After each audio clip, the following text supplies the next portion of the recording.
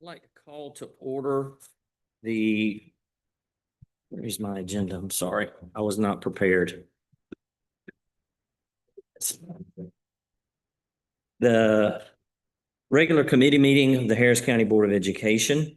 At this time, I will entertain a motion that we approve our agenda as presented. Ms. Oliver, seconded by Mr. Goodnow. Any discussion? All in favor? All right, and at this time, I will entertain a motion that we be excused to executive session to discuss or deliberate upon the appointment, employment, compensation, hiring, disciplinary action or dismissal or periodic evaluation or rating of a public officer or employee, or to interview applicants for the position of superintendent, and to consult and meet with legal counsel pertaining to pending or potential litigation, settlement claims, administrative proceedings, or other judicial actions brought or to be brought against the school district or an officer or employee in which the officer or employee may be directly involved. Do I have a motion? Mr. Goodnow, second. Mr. Proctor, any discussion? All in favor? All right, we will be excused to executive session.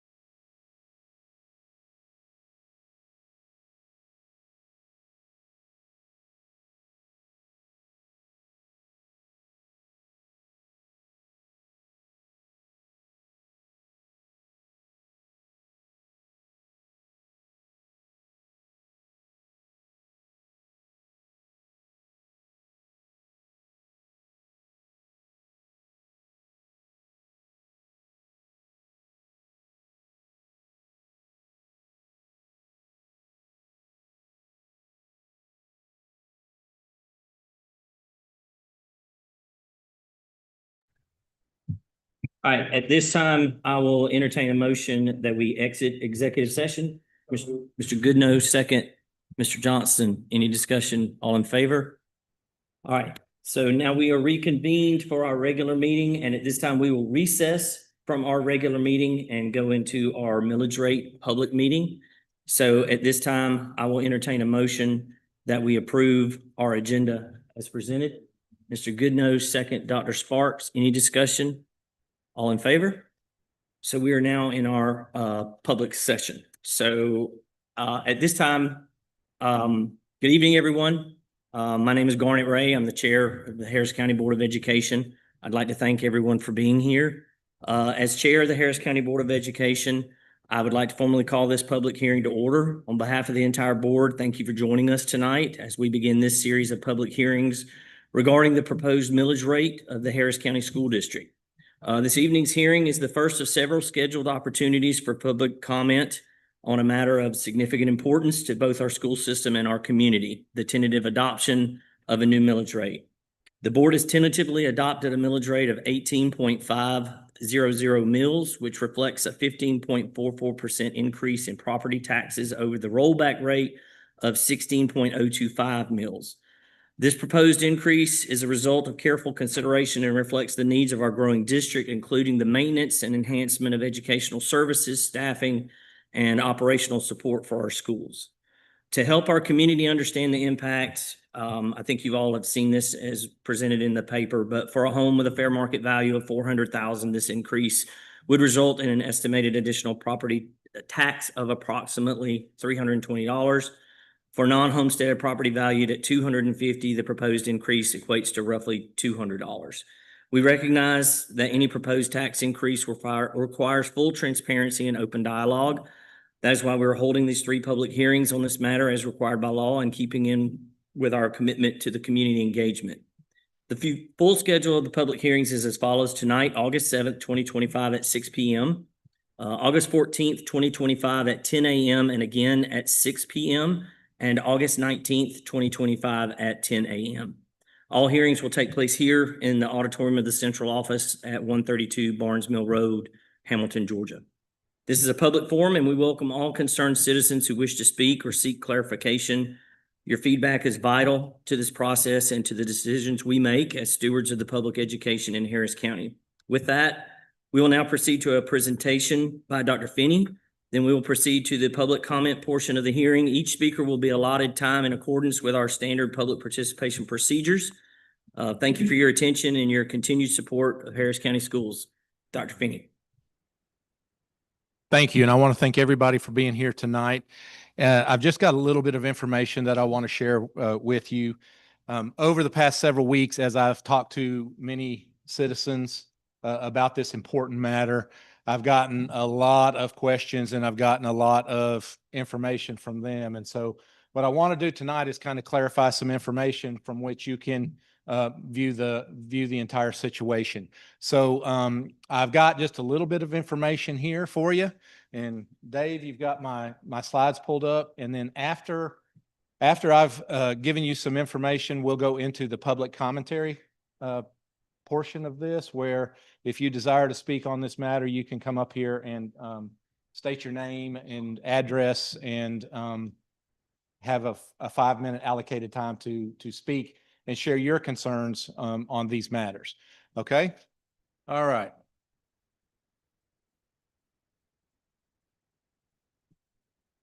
Boy, that's small print. I'm sorry. So I've just told you the purpose of this is to kind of clarify the information from which we're all operating. If you've been on social media and some of the conversations I've had, there's been a lot of miscommunication and misconception on some things. And so I want to give this accurate and as accurate as possible and as transparent as possible on the financial situations and some of the implications that are driving this matter right now. So Harris County School District ranks number 4 out of 180 school districts on the College and Career Readiness Performance Index. That's the overall assessment and evaluation that the state gives us, the Department of Education. We're number 4 in the state. The Harris County School District ranks 22 out of 180 school districts on our state financial efficiency rating. According to the Georgia Public Report published February 12th, 2025, the Harris County School District had the 28th lowest fund revenue reserve in the state, which means if you started at the lowest and went down, we're number 28. So all of those other 180 school districts have a higher fund reserve. That means they have just funds in reserve than we do. As you know, this is no surprise. More and more people are coming here to Harris County. People are coming to Harris County to go to school here in Harris County.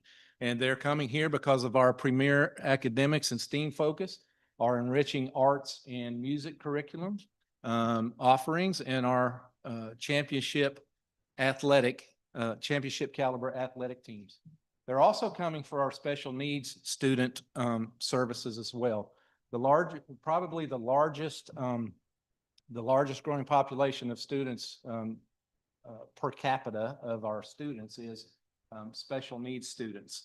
That comes with a lot of additional costs that we're required to provide under the Individuals with Disabilities Education Act. Of course, there is a lack of commercial and industrial tax base and property here in the Harris County School District. I've recently been given a Georgia Power did a study for Harris County on the effects of the growth and price per house that would cover the property taxes and studying impact fees and things like that. And their report includes that one of the real solutions is to add commercial and industrial growth to the tax base as fast or faster. This was their recommendations, as fast or faster than the residential. And they've reported that inflation in residential development will continue to put upward pressure on the residential property taxes. As I was preparing for this meeting and I'm looking at the overall digest for Harris County of $1,457,461,445. 56% of the total tax digest, and Shelley, you can correct me if I'm wrong, about 57% of the tax digest is residential property taxes. Only about 8% of the property tax base is commercial and industrial. And so that's something that jumps out at us when we look at these numbers. 57% on the residential owners versus 8% on the commercial and industrial. So some of the facts here, just for the Harris County School District, we are one of the largest employers in the county with over 1,000 employees. What does this have to do with property tax, you might ask? I'm getting there very shortly. The Harris County School District has a robust safety and security multi-level procedure, and a lot of it is required through new laws this year through the state. Our new strategic system, which is an emergency alert system, is required through the state. We also have SROs in every single one of our schools, and we had our maiden voyage with our new weapons detection systems today, and I'll get into the cost of those in just a minute. The Harris County School District has 7 schools, basically with the equivalent of 7 full-service restaurants serving thousands of kids every day, 7 health clinics, as well as student social services that rival most mid-sized cities. Same thing with our transportation department. We transport over 3,000 students a day, twice a day, on almost 100 bus routes over 436 or 7 square miles. The Harris County School District operates a recreations activity department as large as the Harris County, or larger than the Harris County Rec Department. We also operate an IT network and department for over 5,500 students and 1,000 employees. So here's what I'm getting to. Why the proposed increase? The first one is the Georgia State Health Insurance Employer Premium increase that has been required by the state of Georgia. As we were into our spring budgeting meetings last year, we got notice early in the spring that the state was going to increase our employer paid healthcare costs. Okay, our employer paid healthcare benefits. They didn't raise the teacher or the staff contribution, but they raised the employer contribution. That equaled about an additional $1 million in cost. The Georgia teacher retirement employer paid contributions about the same time. And all of that went into effect this July 1st. So we're already incurring these costs. We're already incurring these costs for employee health care and teacher retirement, which each one of those is about $1 million. We're already incurring those costs before we get our tax adjustment and QBE funding coming in December. So that's already affected us. New state Georgia curriculum standards, especially in literacy. You've heard about all of the literacy laws. The state redid all of the standards for the literacy law, especially reading and so forth. And they said you can no longer teach reading like that. You're teaching reading like this. You can't teach it like that anymore. You have to teach it this way. And so in many cases that required school districts to have to purchase brand new textbooks and curriculum to meet the requirements of that state law. That was about $1.1 million for those textbooks. Our multi-layered safety and security protocols that I just mentioned a moment ago. It was in the state law that we have to have a strategic emergency alert system, which requires which every teacher will have a badge. And if something happens in their classroom, they can punch that card and it will send a principal or an administrator to their classroom. If they punch a different code on there, it will lock down the school in case we have something like the Appalachian High School shooting.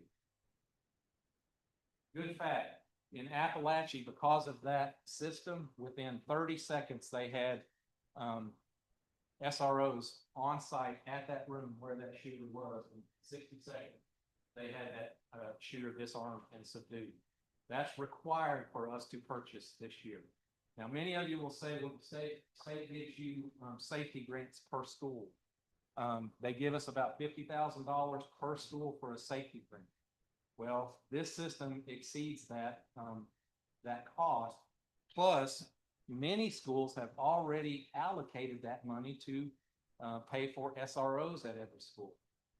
The amount of money that it would cost to have an SRO at every school is almost $500,000. And so if you're already using your security grant for that, the state law says you have to buy this, you don't want to have to make that choice between SROs and the security grant because of the strategic system. Another thing that Appalachia High School did in Barrow County was they installed these evolved weapons detection systems.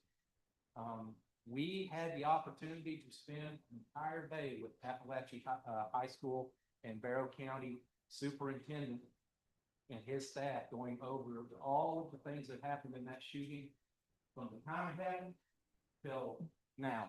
And that county is still reeling from that event that happened over a year ago.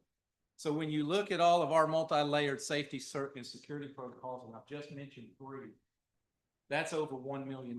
That's in excess of $1 million that we're providing for our students and our staff. This is a complicated calculation here, but equalization. Here's what you might not know. The millage rate that we charge, 5 mils of that, okay, 5 mils of that, really 5 mils of our QBE funding that we get from the state goes back to the state. We are required to do that if we want to participate in the state funding for our teachers. So of our 18.5 mils, a good portion of that, about $7 million that we earn, goes back to the state. And I'll show you that on a graph here in just a few minutes, but it goes back to the state. They put it in a pool and they allocate it back to the districts based on need. Oops. We, for the first time last year, this year, got equalization rate. We never got equalization before because of the wealth of this district. And we are anticipating that we will lose that $3.7 million next year. And so we're trying to be forward thinking and planning for that loss, that significant loss. Harris County, I've already spoken to our state representative in the BOE facilities. consultant that we work with when we earn capital outlay money for the district to build schools. We have now, because we've grown, we now earn 35 additional classrooms for an elementary school. Many of you would say, well, what about the high school? What about the middle school? We still have room to grow in the high school, believe it or not, and I'm talking classrooms, okay? But in elementary school, we have the numbers now that we're going to have to build another elementary school soon, okay? A new elementary school will cost upwards of $27 to $30 million due to the inflationary cost of construction. $24 million in debt for the new Harris County Carver Middle School. And some of you ask me, what about the 1 mil? What about the 1 mil? 1 mil generates about $1.9 million for the district. Okay. Well, the payment on that bond exceeds $2 million. So we have to take the rest of that to make the payment each year on that bond. We have to take that out of our budgeted money or out of our eSPLOST to continue to pay that bond. Inflation rates for goods and services, we're seeing is about 3%. Energy, water, tires, gas, diesel fuel, oil, engines, food, everything we need to maintain the operations of the school district. So here's the graph that I really wanted to show you. And this is the teacher retirement system. And if you look back in FY24, it was our commitment to the teacher retirement system was $7,420,000. In just 2 years, it has doubled, or not doubled, it's increased $2 million. So the state is requiring us to go up on these mandatory contributions that we have to pay. This graph is even more concerning. This is the state health benefits that we must provide for our employees. Like I said, they did not go up on the teacher premiums or the employee premiums. It all came to the employer. And you can see from FY23 to FY26, it increased from 6 million. I'm sorry. It did double. Yeah, it did double from 6,500,000 to 13,458,000. That's a significant increase. Of course, when salaries go up, and many people have had questions about the salaries. I've had lots of questions when they go on the public information websites and say, you've got this many people making this amount of money. Aside from me, every other employee in this district is on a state salary schedule. So we follow the state salary schedule, with the exception of some additional stipends that we add, that a district can add. Okay, but typically we follow the state salary schedule. And so we love to hear when up in Atlanta, the governor says we're going to give the teachers a raise. We love to hear that, and we appreciate it more than you know.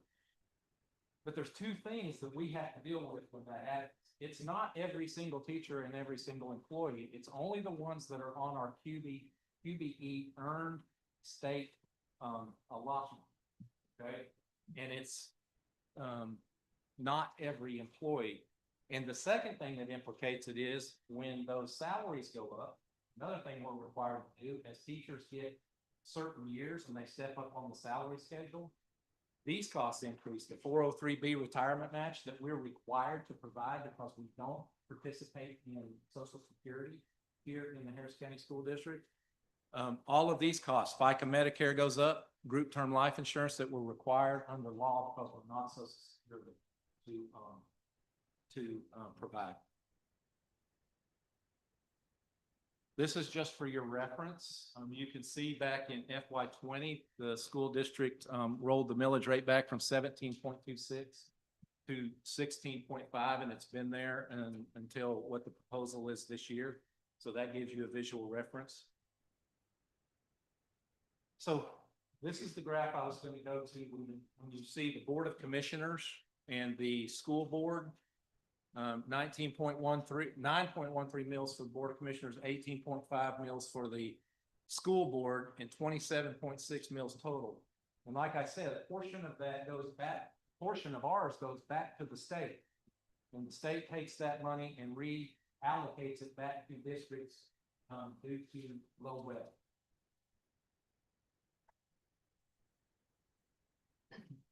I don't want to spend too much time on this, but I think it's important. How is your property taxes? This is one of the biggest questions I got over the last couple of weeks. How are your property taxes figured? They are calculated. Somebody said, you know, my house went up to or my property went up to a value of $200,000, and that's what the taxing is on. Here's how the property tax is calculated. The fair market value, they take the 40% fair market value and multiply it. So on a house that has a fair market value of $100,000, the owner's taxable value is $40.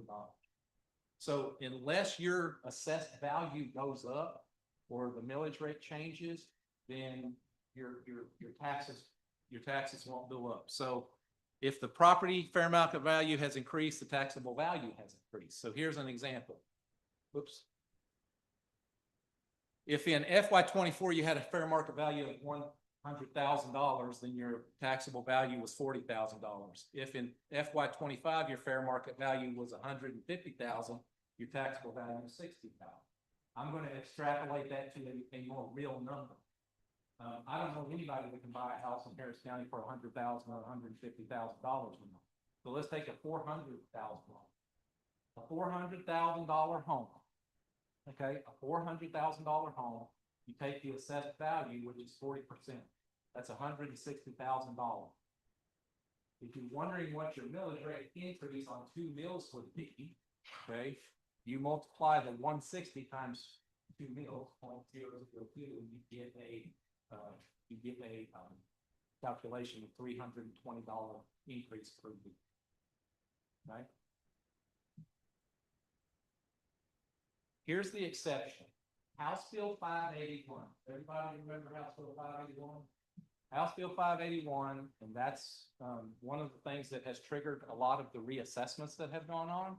House Bill 581 requires that all of the assessments be okay.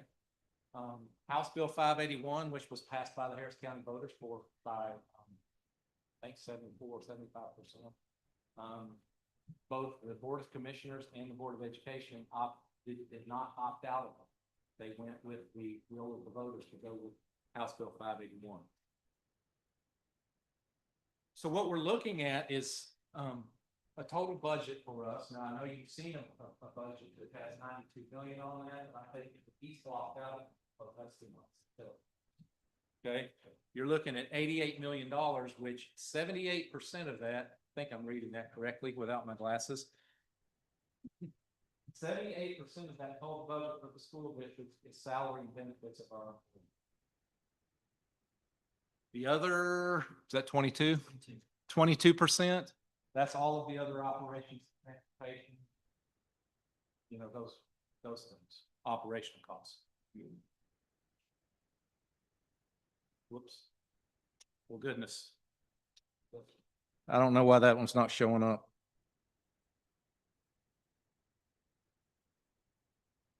But the large piece of the pie, the large orange piece of the pie, is direct instructional costs. That includes the teachers, that includes all of our instructional materials and things like that.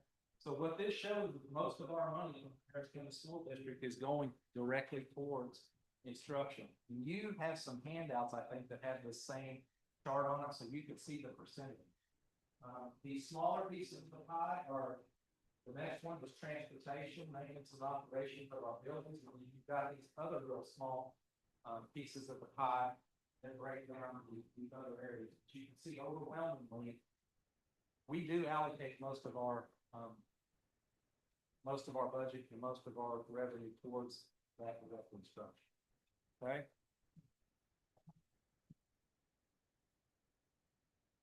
I appreciate you indulging me, and I hope this information has been helpful.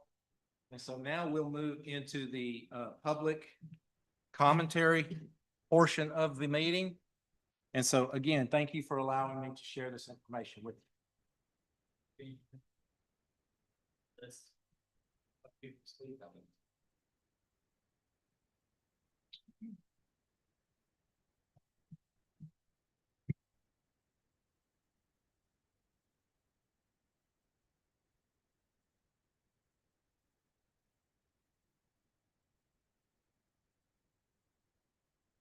Thank you, sir. All right, so I know some of you came in after and may not have heard, and if you want to speak after these folks that have already signed up to speak would like to speak, you're more than welcome. We will give you time to speak as well. I understand other people came in after we started the meeting. So what we're going to ask is that you come to the podium. Please state your name and address. Each of you is allocated 5 minutes, and we ask that you please be courteous to the folks that want to speak and not take more than 5 minutes. And then, if allotted, we may have time for someone to come back up if you didn't have enough time to say what you wanted to say. So the first speaker, Mr. Brian McKean.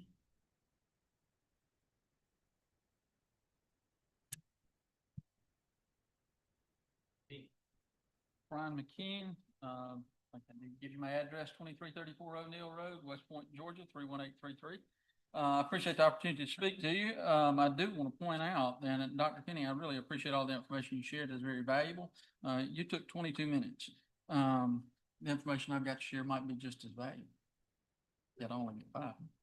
I want to talk real briefly about the Forest Land Protection Act grants that are available to the county. These lands that are under Conservation and Forest Land Protection Act, there's a state grant that offers 98.5% of lost tax revenue back to the county and school systems for any lands that are there. We had a massive reassessment of agricultural land in Harris County this past year, which caused the value of lands under the FLIPA grants, under the FLIPA protection programs, to increase approximately $41 million in fair market value or in taxable value. So what does this mean for the school system? For the school system, this means that at a 16.5 mil tax rate, the school system is now eligible for an additional $666,352 in grants from the state. As that millage rate goes up, because this is potential lost tax revenue, that figure goes up as well. And all the way up at your 18.5 mil proposed rate, that is $747,122.50. So your budget has already been prepared for this year. And but did you take into account that additional fund? A grant coming in from the state? And I would venture to say that you didn't. I've talked to a few people who've acknowledged that, and I get it. That figure didn't show up on any forms. It just took a little digging to find. So in doing that and trying to justify a 2 mil tax rate increase, that's a pretty substantial tax increase. As Dr. Finney pointed out, a 1 mil increase increases the tax revenue to the Board of Education, and my math's a little off by a little bit, but increases it by $1.8+ million. And looking at your approved budget for fiscal year 2026, under property tax, you list $32,395,344 as the amount approved in your budget. That amount is an increase of, after all computations, of $2.517 million more than the tax digest will produce at 16.5 mil rate. So you've got to come up with that $2.5 million gap there. All right. But if you divide that out by what 1 mil produces, 1 mil produces $1.8+ million. That gap only justifies a 1.39 mil increase, not a 2 mil increase. And that is not taking into account the additional funds that will be coming in perpetuity as a result of the FLIPA grants. So if you add the FLIPA grants into that, at 16.5 millage rate, which is current, the gap is $1,850,000, which is 1.02 mils to still achieve the amount you're looking for. If you raise the millage rate to 17, a 0.5 increase as opposed to a 2 mil increase, that gap drops further to $925,539 because not only does the amount of revenue increase, but the amount of gap revenue increases, therefore the grant increases. And the gap there is 0.51 mils. All right, you raise it 1/2 a mil more to raise it 1 mil as opposed to 2 to 17.5. At 17.5 mils, that revenue generated by additional tax is $1,810,780. The additional FLIPA grant is $706,737 for and that creates a gap of $43 in excess. That's your magic number. If you're gonna have to hit the number of your balanced budget, how do you justify more than a 1 mil increase when a 1 mil increase results in a almost dead on mathematical figure of your budget? I'm not seeing it. Looks to me like you're asking for 1.8 million more money than your own figures justify. So let's talk a little bit about some of the other things that are there that you brought up here on the screen. You talked about the equalization grant and using the fact that we may lose that in fiscal 2027 as a justification to raise the taxes. Damn. I'm going to sound, I'll go ahead and raise my hand and say at the end that there is additional time.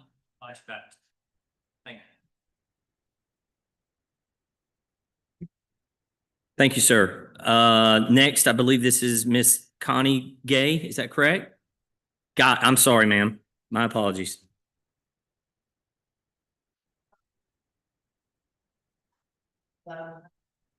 Brian calculated your comments at 22 minutes. I counted them at 25.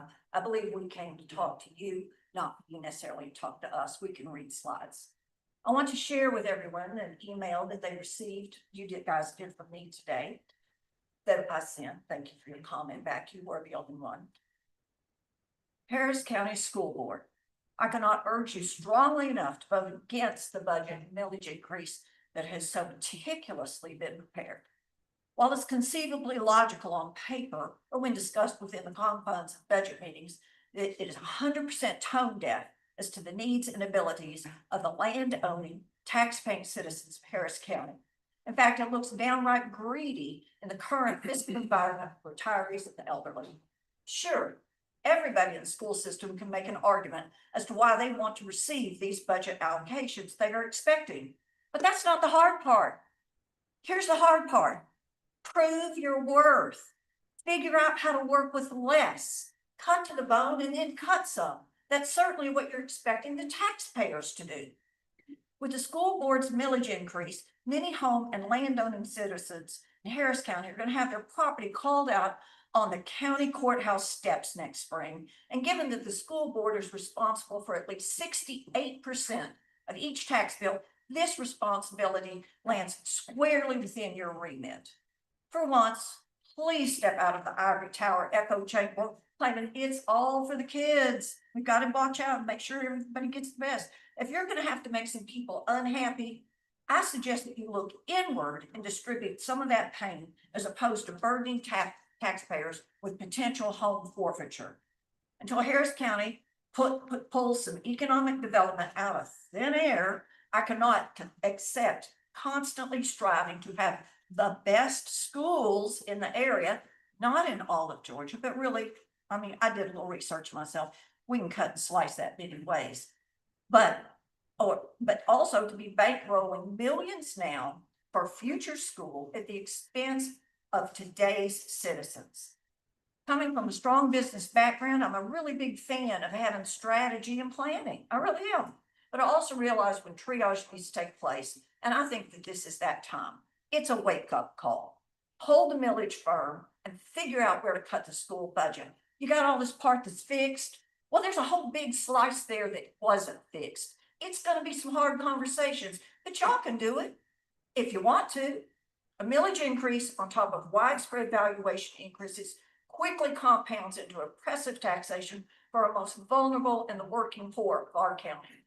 when our long-term and elderly citizens are going to be publicly shamed, and yes, I mean publicly shamed, when their names are called out for delinquent tax sales next spring, it's going to be on the 7 of you guys and the superintendent.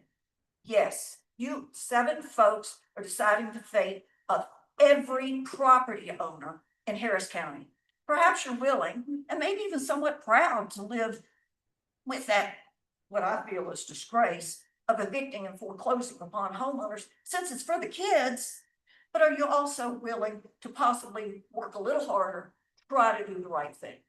Now, those were the remarks I sent today, and I got a little bit madder this afternoon. So I want to submit something to you. I believe you care about your neighbors. I true. I think you do, but I think you're in a bubble. So I would like to ask that you consider that next spring, when we get to the point where the hammer is coming down for the 3rd time on a homeowner 65 years or older who is going to lose their home due to tax forfeiture, will the people sitting up here commit to pool your resources, your personal resources, and pay that tax bill so someone doesn't lose their home, so that we can always be the best in the area? Do you care about the citizens and the elderly and the vulnerable as much as you do about building a new elementary school? Thank you. Thank you, Ms. Guy.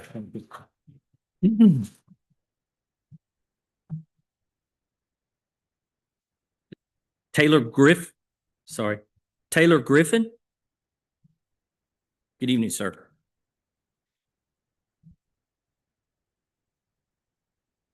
Take my address, Yes, please, sir. 521 Cedar Drive, Pine Mountain, Georgia.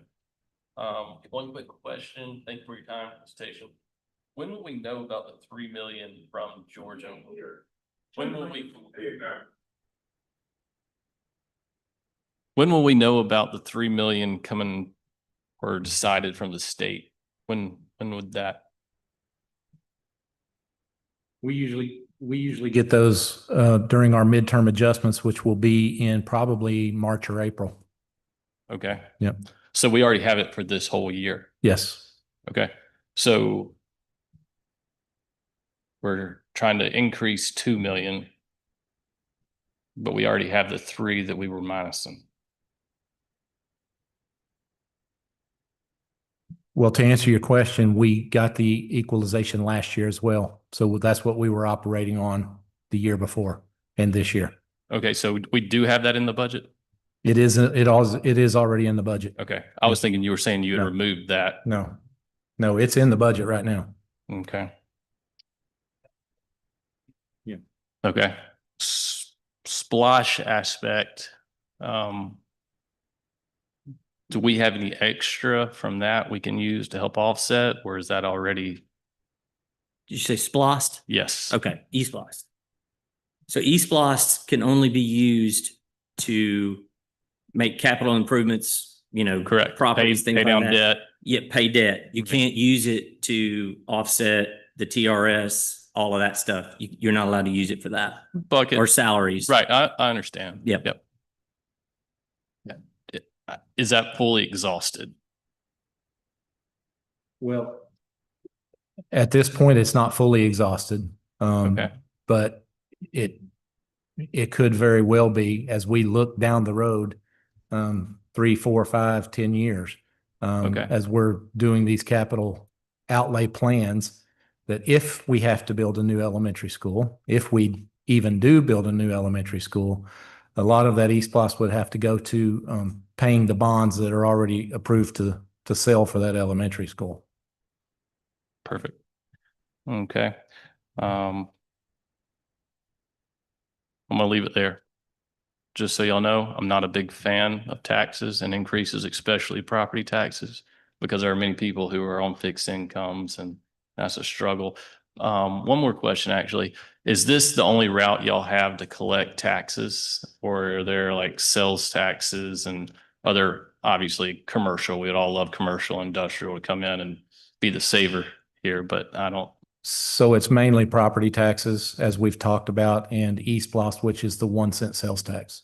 Okay. Those are our two main So you don't get revenue. anything off of the sales tax aspects from the county or, Well, we get 1 cent of every dollar that's spent on sales tax in the county. okay. Yep. Was that in here? No, that is not in there. Okay. Those are separate projects. Okay, but those Yep. are they part of the budget as well? Yes. Okay. Yes. Yeah. Do you know what that number offhand? That number is about $4 million per year. Okay, But remember, we can only spend that on a select group of items. We can't spend that on salaries. On the new East Blast, we can only spend that on capital projects and debt relief. yep. And you're saying 4 mil currently or 4 mil per year on average? On average, it would be 4 million per year. Okay, perfect. Thank you. Yep. Yeah, Thank can you, I make sir. a comment? Those items are listed in the referendum that was approved by the voters on what we could or couldn't approve. Yes, on that. yes.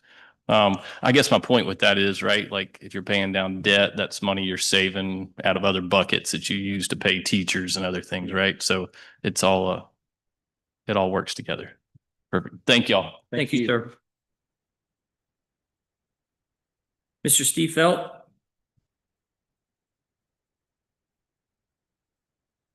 How you guys doing? Good. So I have here a petition with 280 names on it. Out of them, 3 of them agree with the millage rate change, and the other 277 do not.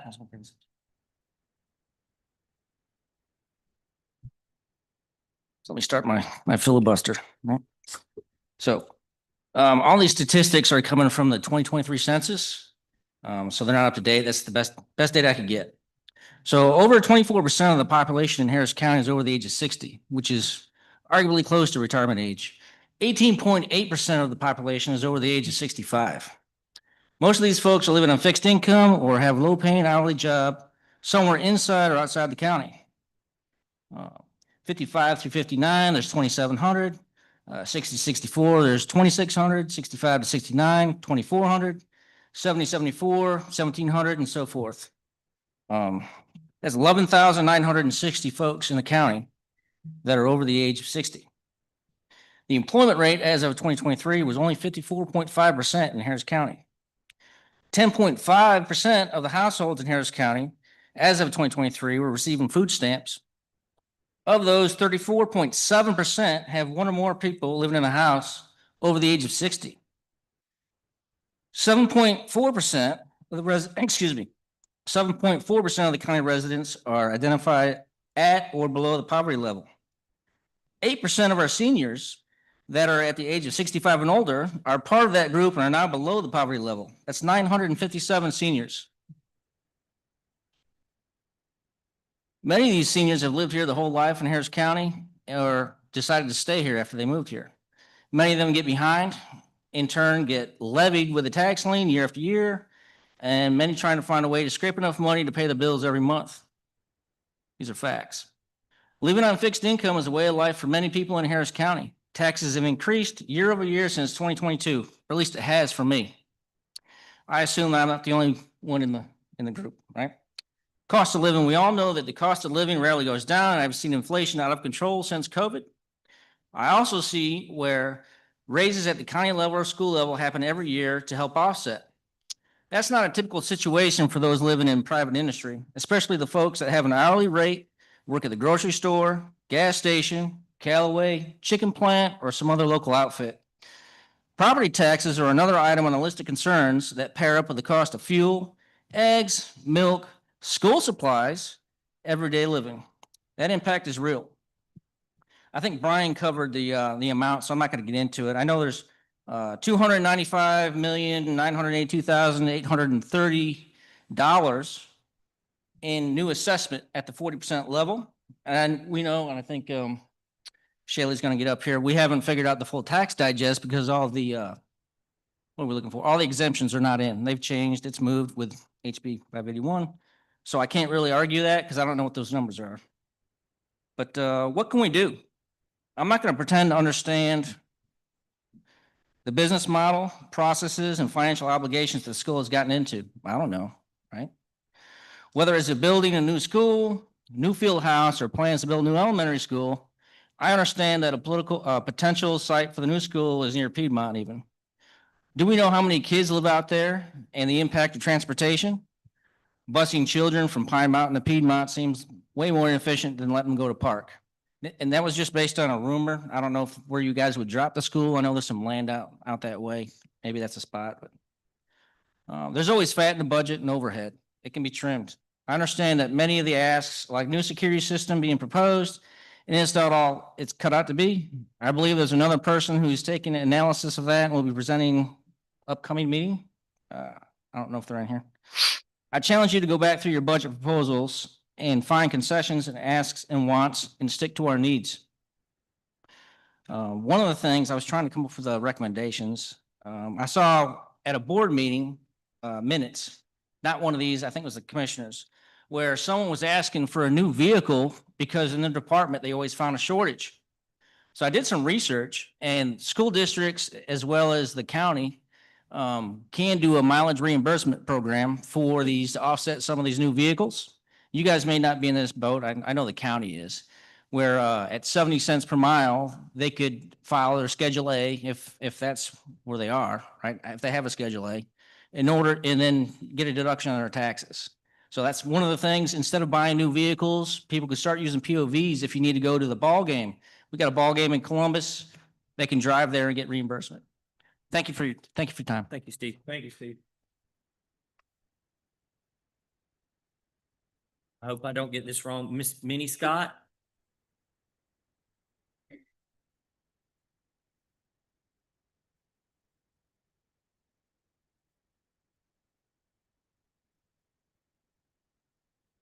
Good evening, ma'am.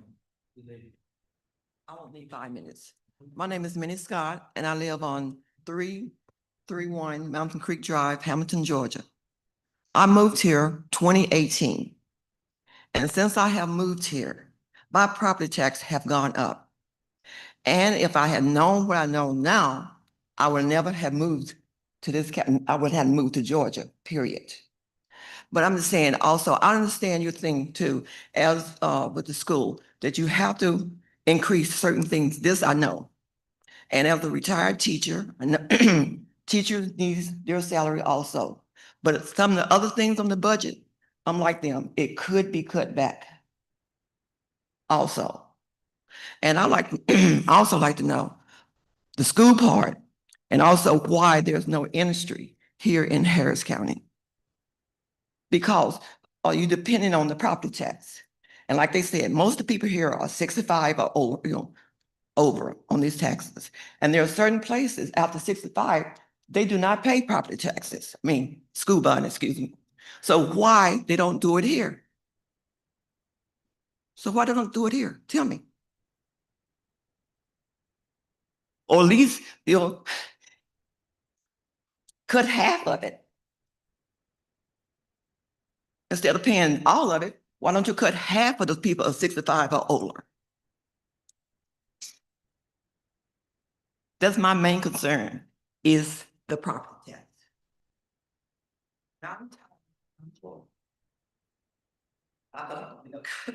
I am getting comfortable off my retirement, but with this keep going up, it's going to interfere.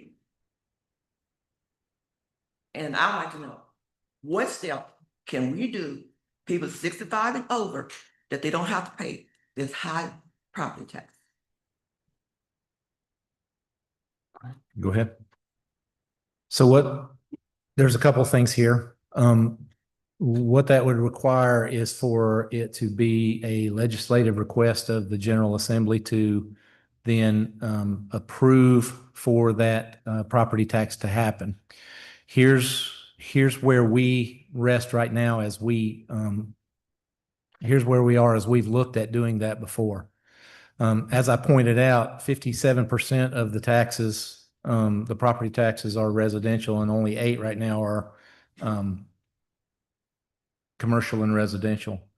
So I get this question a lot as far as, my cousin lives in Fayette County or Gwinnett County or Cobb County. What you see in those counties is a huge economic engine of businesses and industrial property taxes that offset that that offset the residential tax effort that people are making.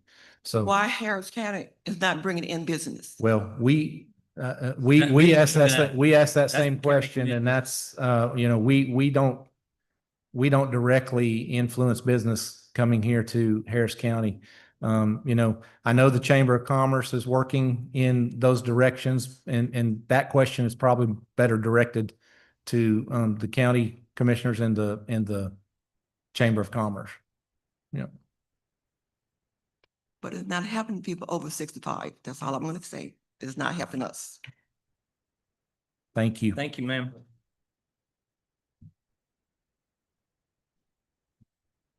Next is Ms. Kay. Ma'am? No, I don't think that was you, Miss Bernard. I think this is Miss Blackwelder. Okay. Mr. George Clark.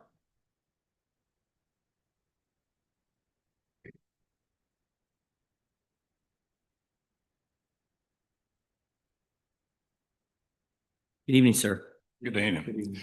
George Clark, 12905 Georgia Highway 103, West Point, Georgia. Me and my neighbor was up here when y'all had one of the last meetings like this. And y'all said that y'all was gonna look into what you could do for senior citizens. Nobody's looked into nothing. Nobody heard nothing. I found this out on Facebook. I don't get the paper on account of our postal service no more. My paper was 3 to 4 weeks late coming. So I quit taking the paper. Y'all need to advertise, find a better way to advertise. Retirement. Are all y'all on the retirement plan here? Not If here, you- but yes. If you leave here, are you still on retirement plan then? If you're not reelected? Oh, no, we're not eligible to be on the retirement plan through this. What about the insurance plan? No, sir, we're not. Y'all not on the insurance plan? No, sir, we're not eligible. All right, the retirement plan for teachers. You're saying that it's gonna be, next year it's gonna be $9,500,000. How much are the teachers paying of that part? Any? 6?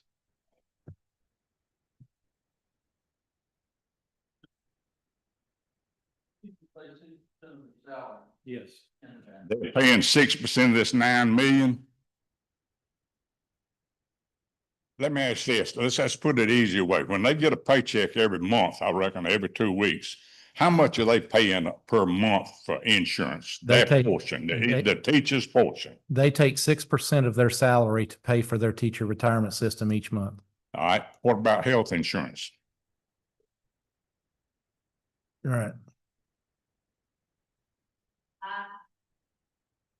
But as one teacher that participates in our help is $1,885 per month for one teacher.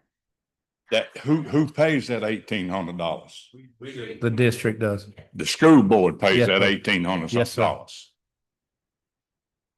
Well, if y'all looked at any business, the business, the last place I worked, and other people in Columbus, big business, this thing's run like a business, I suppose.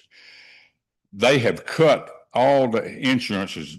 The people have to pay a good portion of the insurance now, and a good portion of their retirement plans. They own 401ks. I think you need to look into cutting a lot of the expense there. 401ks, put it in 401ks, make them pay more insurance. I ain't got nothing against teachers. I got some friends as teachers, but I think that y'all could do a lot better job than what's going on here now. Yes, sir, and thank you. And I can just respond by saying that you make some good points, and we wish we could look into some of those cost-cutting measures when it comes to either insurance or teacher retirement system, but that's state mandated for us. Why should I be at 80 years old paying for somebody to go to school and I hadn't had nobody in school since 1984? Why? Why am I doing that? Me and my wife paying $6,000 a year just for our supplement insurance now. And I think that teachers at the salaries they making now, they can afford to pay a little bit more than what they pay. Thank you. Thank you. Thank you, sir. Mr. Ben Simpson?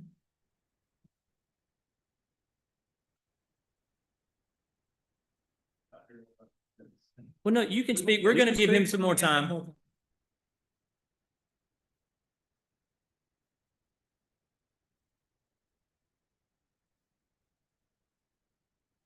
Good evening, sir. Evening. Ben Simpson, 373 Pond Street, Waverly Hall. Property taxes essentially mean that I never truly own my home. If I pay off my mortgage tomorrow, the county still charges me money to live there. So I'm effectively renting my house. I'd rather my rent not go up. Thank you for your time.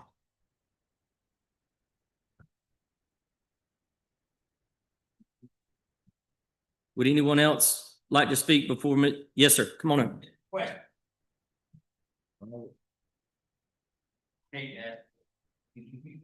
Good evening, Colonel. Hey, Jesse Ward, 46 Waterway Drive, Catala, Georgia. Two questions, really. So the trifecta going on is property taxes assessments. So I've seen a 35% increase since 2023.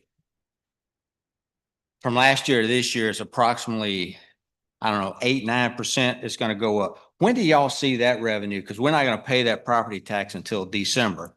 So there's an 8% increase already built in. And then, so when, if assuming this goes through at whatever the millage rate, the 15%, you know, it's the kind of like the gift that keeps on giving. So next year, so I don't, when do y'all see that revenue during next year's? You see part of it during 2026 budget or? Yeah. Yes, sir, we would. We would start seeing that in December. This millage Okay. rate that we set now, we would start seeing in December. Because that's already an increase built in. So that's going to pull my property. And then truth in lending, I get the veterans, you know, exemption. And one of them, somebody asked a question because I went up and asked for my 85-year-old neighbor who can't get out, who he's paying to. You can file for an exemption by going to the tax office, but it's based on income and it's graduated. So you're not ever going to get to zero of school tax, but you can get it reduced some, but you have to go up there and you have to take your income, your tax forms or whatever you got to do to get some kind of relief on that. So it is possible. So I'm just saying there's an increase already built in. Maybe, I don't know how that affects y'all's budget. And I know everybody here and I know you've worked diligently for this. I'm not here to complain. I did want some clarification. The 24 million, the big number up there. Can you explain a little bit about, because as I heard roughly, and I'm not a math or wasn't a math teacher, there was about $1 million deficit or maybe a little bit more between what's owed on the middle school and what we got to pay. So I'm trying to understand where's the 24 million going? So the $24 million is what bonds were sold to finance the Harris County Carver Middle School, the new school. Yeah. So that's the amount we have to pay back is the 24 million. So when we did that through a public referendum, they approved the bonds and they approved the 1 mil. I voted for it. The 1 mil That bond. 24 million is not in this. So as Come and do one. Okay, I got it. I understand. and that's what Mr. McKean was talking about. 1 mil Yeah. brings about 1.8 or 1.9. So let's go with 1.8 million dollars per year in property taxes. Yeah, so I got it. Well, that doesn't cover the entire yearly payment that we have to make on that school. So it covers, I think it's about $2.3 million, 2.4 million. I can get that. Is the total payment. So the 1.8 million in the bond goes directly to that, paying that debt, and the rest of it we have to pull out of East Lost, or we have to budget for that. Yeah, I got it. So it's not, yeah, that was my confusion Yeah. of it. It's like 24 Yeah. million this year that we, or this. No, not 24 million this year. Okay. We put that in there To to. move to Meriwether County? No, we put that in there to show that, you know, even that 1 mil bond doesn't cover the entire payment. And the fact that we're growing so fast. Yeah. And we have another, school that's possibly on the way. Yeah, and I know this, you don't get funding to that till the cheeks are in the seats. Right. kind of thing. We don't get funding for a new school until we have earned enough kids to sit in that seat. But we've And earned one of that. one of the problems is houses go up a lot faster than schools do. And it goes up at a disproportional rate at which we earn those seats or those classrooms. Do we know how many kids actually, I know they're building apartment complexes in Harris County right now. Do those, and you don't know this, I know because y'all don't build that, it probably for the county. Do they make the developers pay any, do you see any Yes, revenue off of that? The or they? developers pay the property taxes. So they don't get some 10-year special exemption for, you know, I could not accurately answer that question. I don't know under what incentives that. incentives that they were allowed through the county planning commissions. Yeah, I mean, that But, would be but a the developers typically do pay property taxes on those apartments. small. Yes, sir. Colonel Ward, you are right. There are, the tax department so far this month, and I think Shelley's here, they have had more people apply for homestead exemptions in the last month than they have in the last several years. Yeah, I spoke to her one day. I went up there to complain about my assessment. It's close fare, but just, you know, it has gone up 35% since 2023. Yeah. And, you know, and since COVID, things have just gotten crazy. And once again, I'm not gonna go broke paying the taxes. It ain't no big deal. I misunderstood the 24 million. Well, I hope that clarifies. Thank you, sir. Thank you, Colonel. One thing too that I always say that a lot of people don't like for me to say is that the county also, they collect our taxes. And for them to do that, they charge us 2.5%, which is about $775,000 charge just to collect our taxes before they give us our tax revenue. So, okay. Would anyone else? I didn't get it.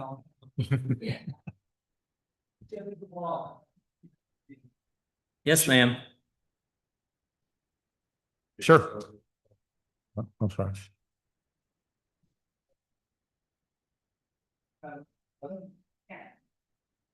have some remarks too. Yes, sir. Yes, sir. My name is Shally Mallory. I live at 415 Macedonia Church Road, and I'm the chief appraiser. Thank you. I'm the chief appraiser of the tax assessor's office. If it's appropriate, I'd just like to correct and explain a little bit further on a couple of things that have been talked about in the meeting. Dr. Finney, you made a comment that the House Bill 581 kind of triggered or spearheaded the revaluations. And I just want to clarify that you're not incorrect in that thought process, because House Bill 581 did change the law to where a chief appraiser must revalue property every 3 years. Used to be shall, now you must. Right. But this rural land revaluation, that ball was rolling before the election in November. I appreciate the clarification. Thank Yes, you. sir. Yes, sir. And I apologize for that It's, mistake. it's okay. While I had the opportunity to stand up here, I wanted to make sure that it did require us now that we have to revalue properties, reevaluate them. Doesn't mean we're raising your value, but we have to look at every property at least every 3 years now.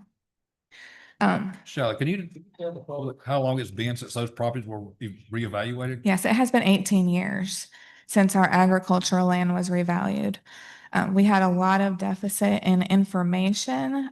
18 years ago, some of the information that we had in our system was correct at that time. But a hard thing that has been to explain is that it's not the soils and the ground that has changed on these properties. It's the information that we have about the soils and the productivity of those.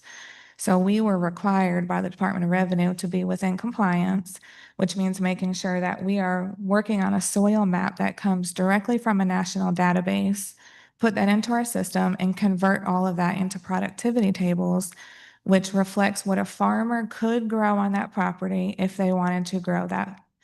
Some values went down. A lot of people don't believe me when I say it, but 42% of properties in Harris County agricultural land went down in value.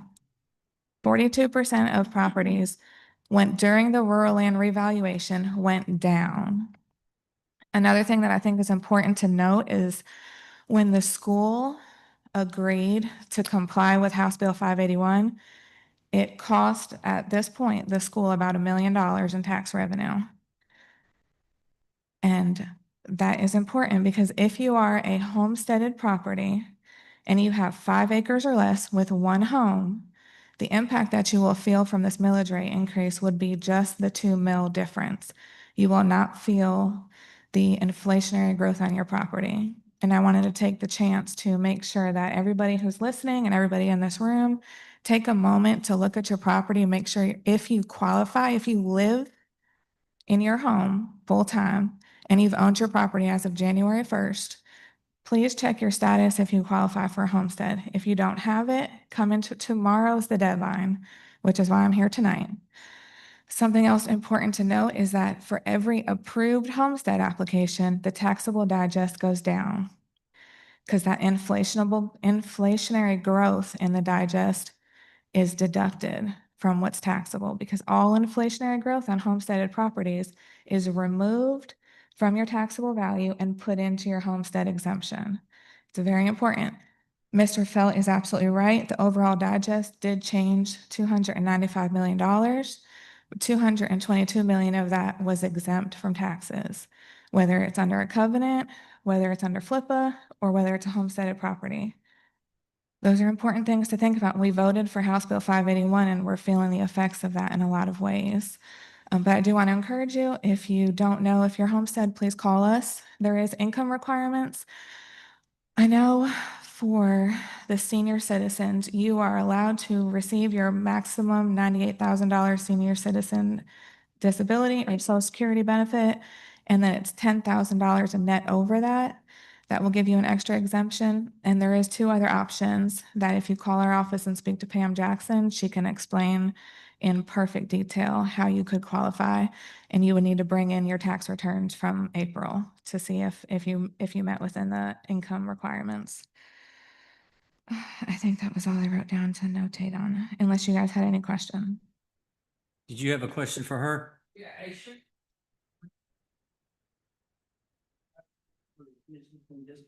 Yes, the one I know off the top of my head is 10,000 net over your Social Security retirement of 98,000. And there is another option. I think you're between 35, but not over 45. Pam knows the exact details of that. Retirement deadline for this year, which is why I wanted to come tonight to make sure if you could come in. I spoke to a Harris County employee today who's owned a house in Harris County for the last 4 years and didn't have a homestead. So there's still lots of people who can qualify and haven't applied yet. If you make between $35,000 and $50,000 outside of your Social Security, then you can come in and speak to Pam. Bring in your tax return from April and your April for this year, and she can let you know if there's a bigger exemption.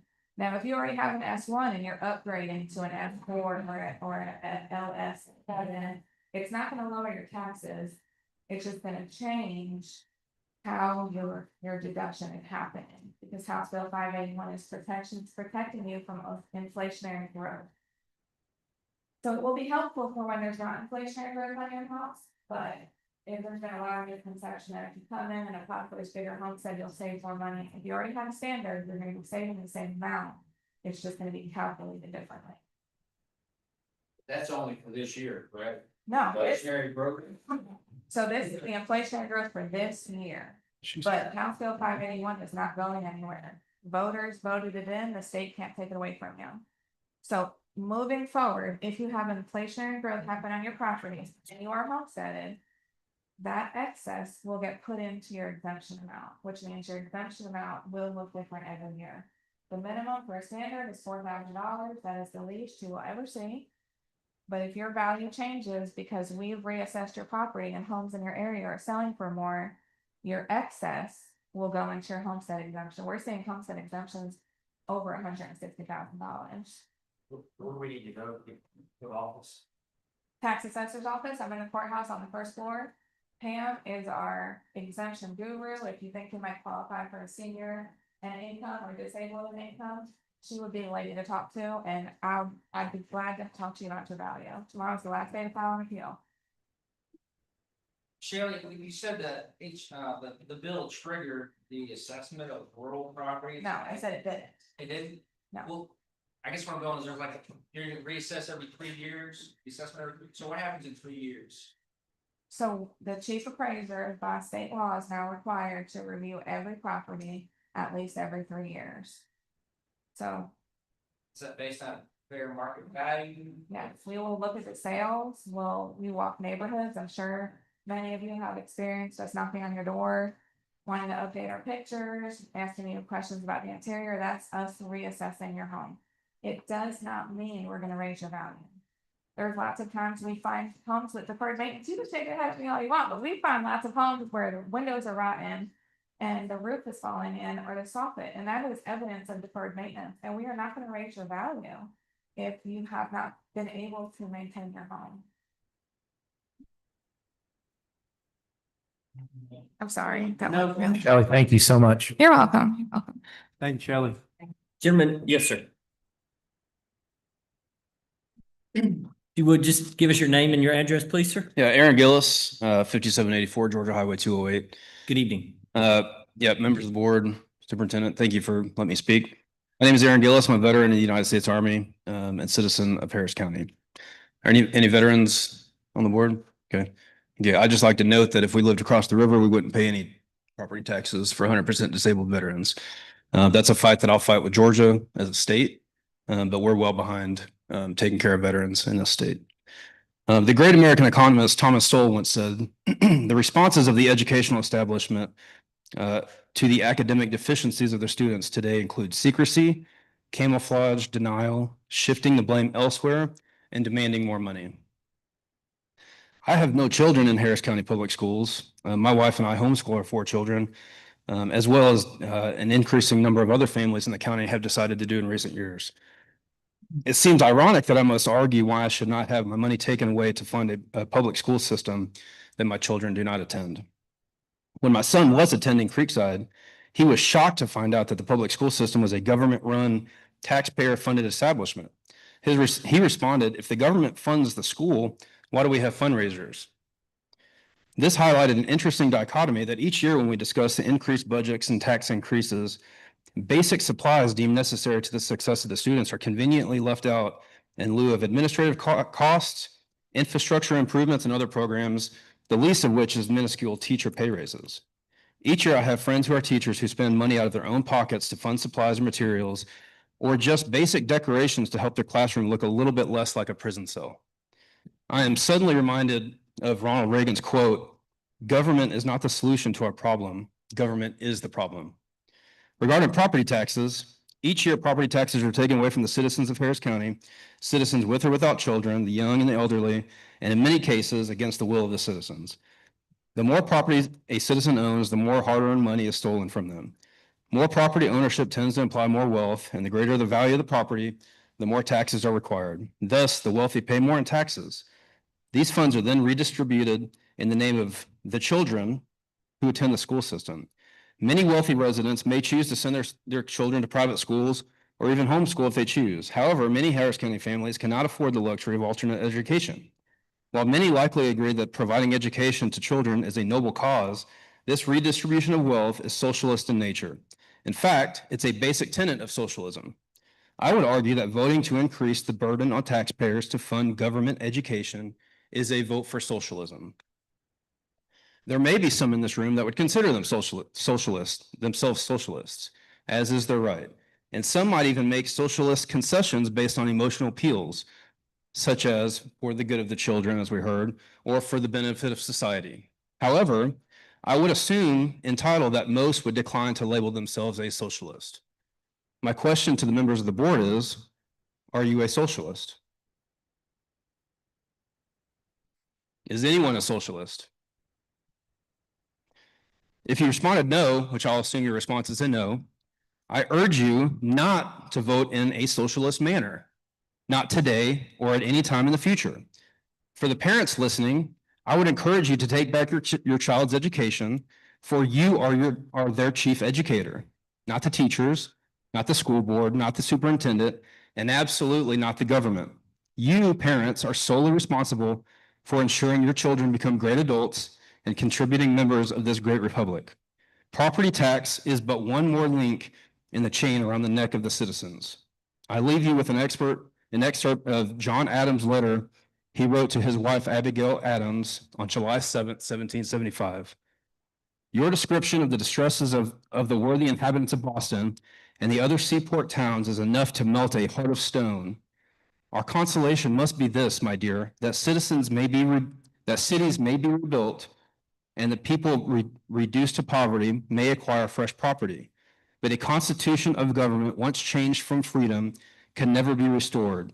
Liberty once lost is lost forever. When the people once surrender their share of the legislature limitations upon the government and of resisting every encroachment upon them, they can never regain it. I urge the board at a bare minimum to vote against raising taxes and to further consider that taxation may be in fact theft. Thank you. Thank you. Thank you.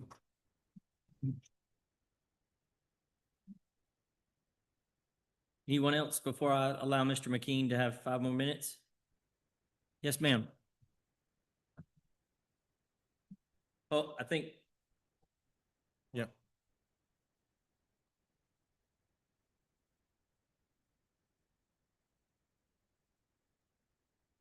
Linda Dawson, 1265 O Street, Hamilton.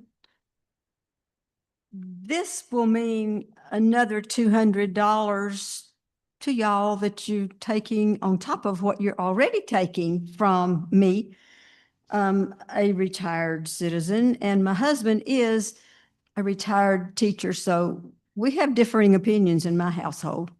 But anyway, I went to the grocery store today. It wasn't pretty. I'm having to trim down, think about what I'm spending, and I didn't buy everything that I wanted to buy because I couldn't. Can't always do that when you're thinking about what money you have and what money you don't have.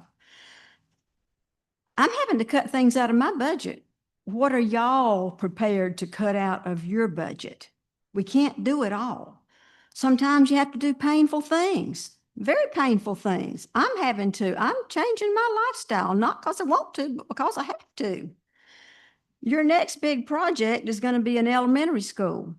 And if you're doing this to us now, what's going to happen when you come back and say, I want more for another school? People are not going to be happy about that at all. And it's for the children. That's kind of wearing thin. And this next remark is for everybody out there. If the citizens of this county would allow commercial and industrial growth, this conversation probably wouldn't even be necessary.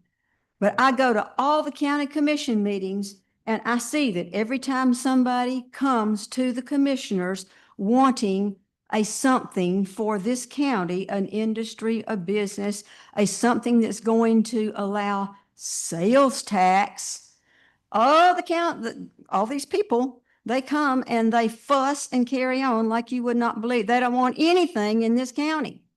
But that's what is going to give us what we need and what y'all need. So we got to have some give and take back here somewhere so that we can get some relief. Yes, ma'am. Definitely. Thank you. Thank you. Thank you. Did you shop in Harris County, Ms. Dawson? There's no business to shop. You're absolutely right.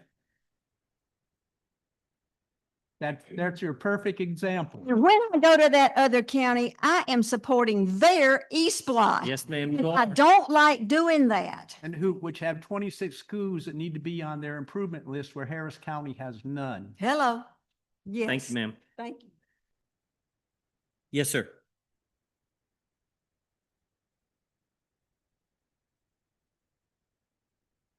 Good evening. There we go.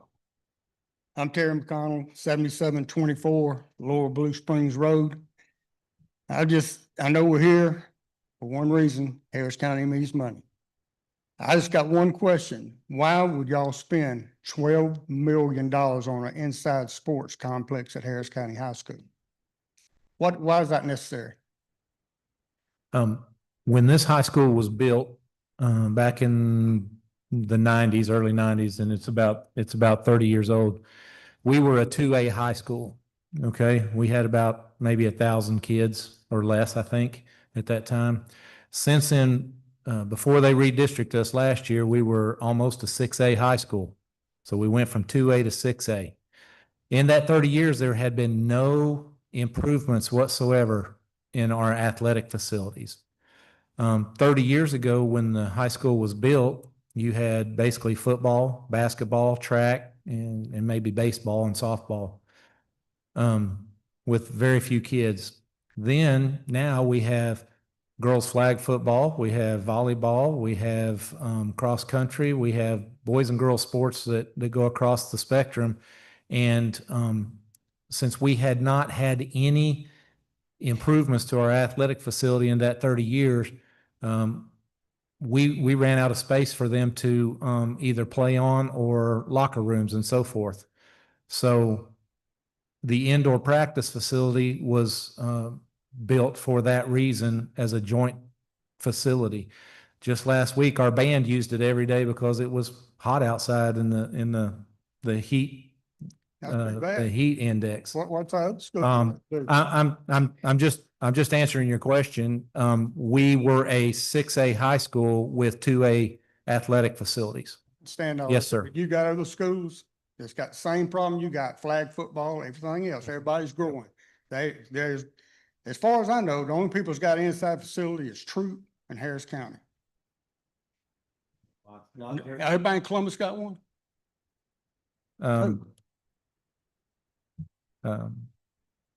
They got an inside facility with a practice football. Columbus is getting ready to build them.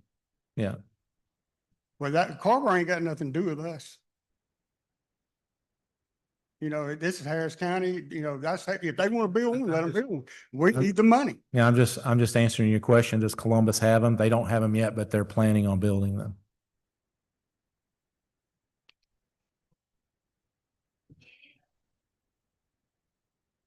And that was built with East Bloss tax, not the property.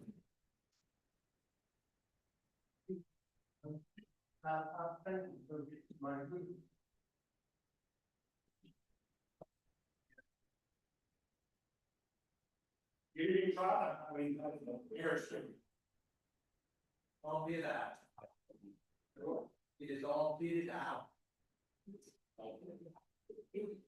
The steel erectors were from Harris County. Yes. They're a Pine Mountain company. Mhm.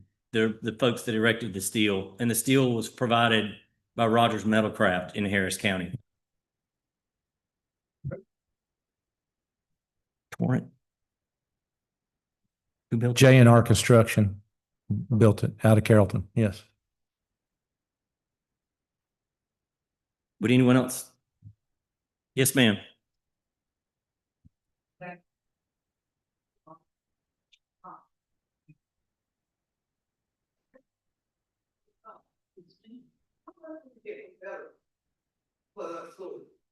What? How much federal money do we get? I don't have that number right in front of me, but I could get that for you.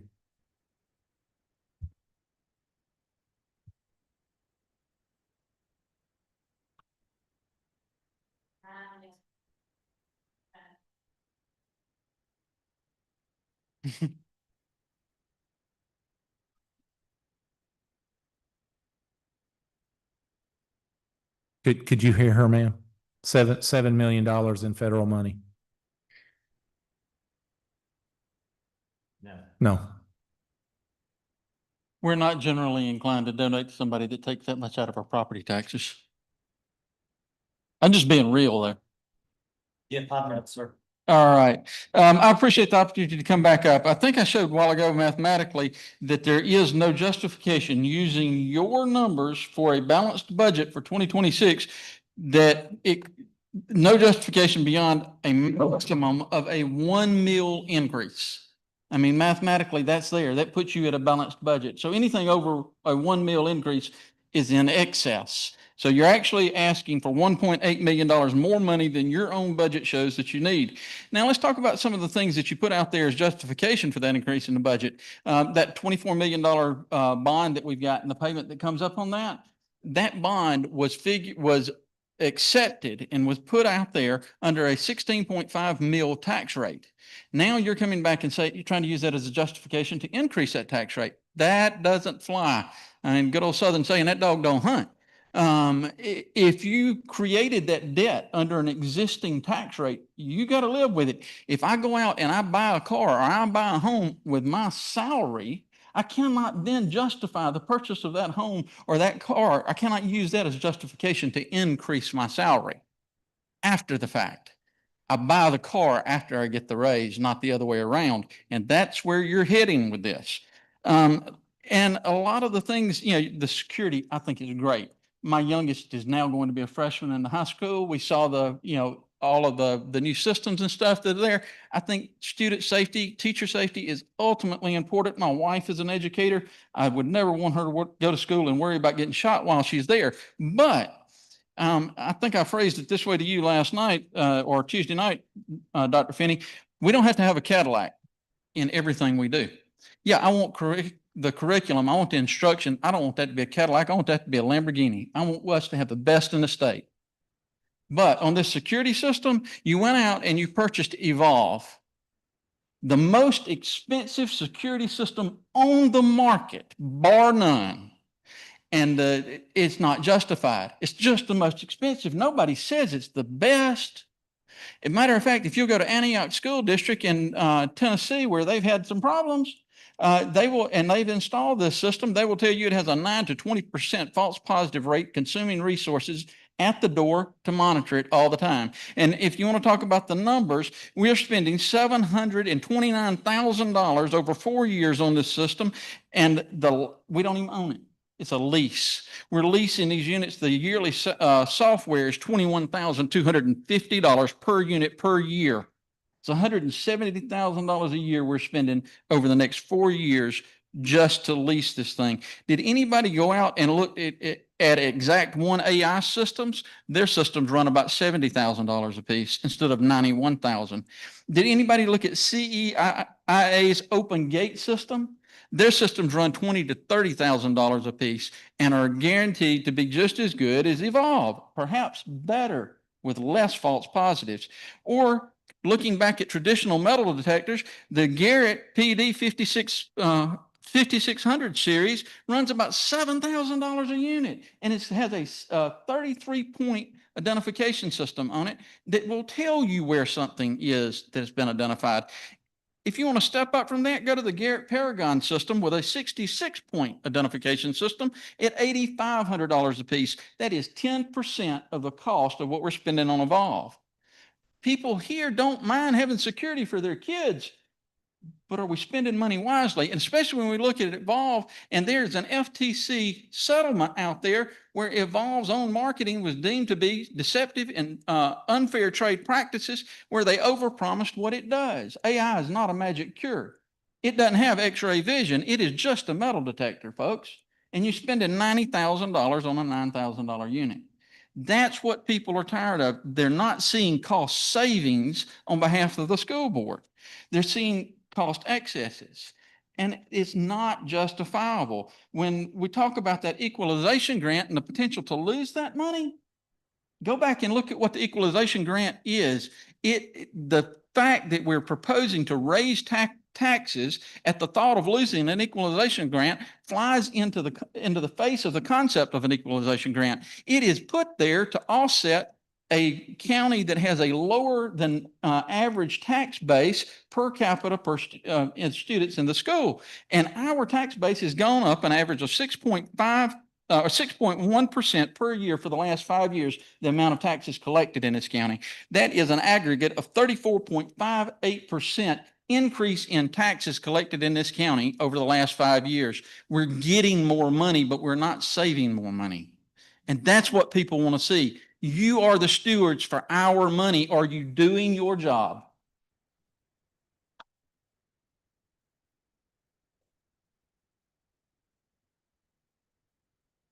Was the security system, was that bid out?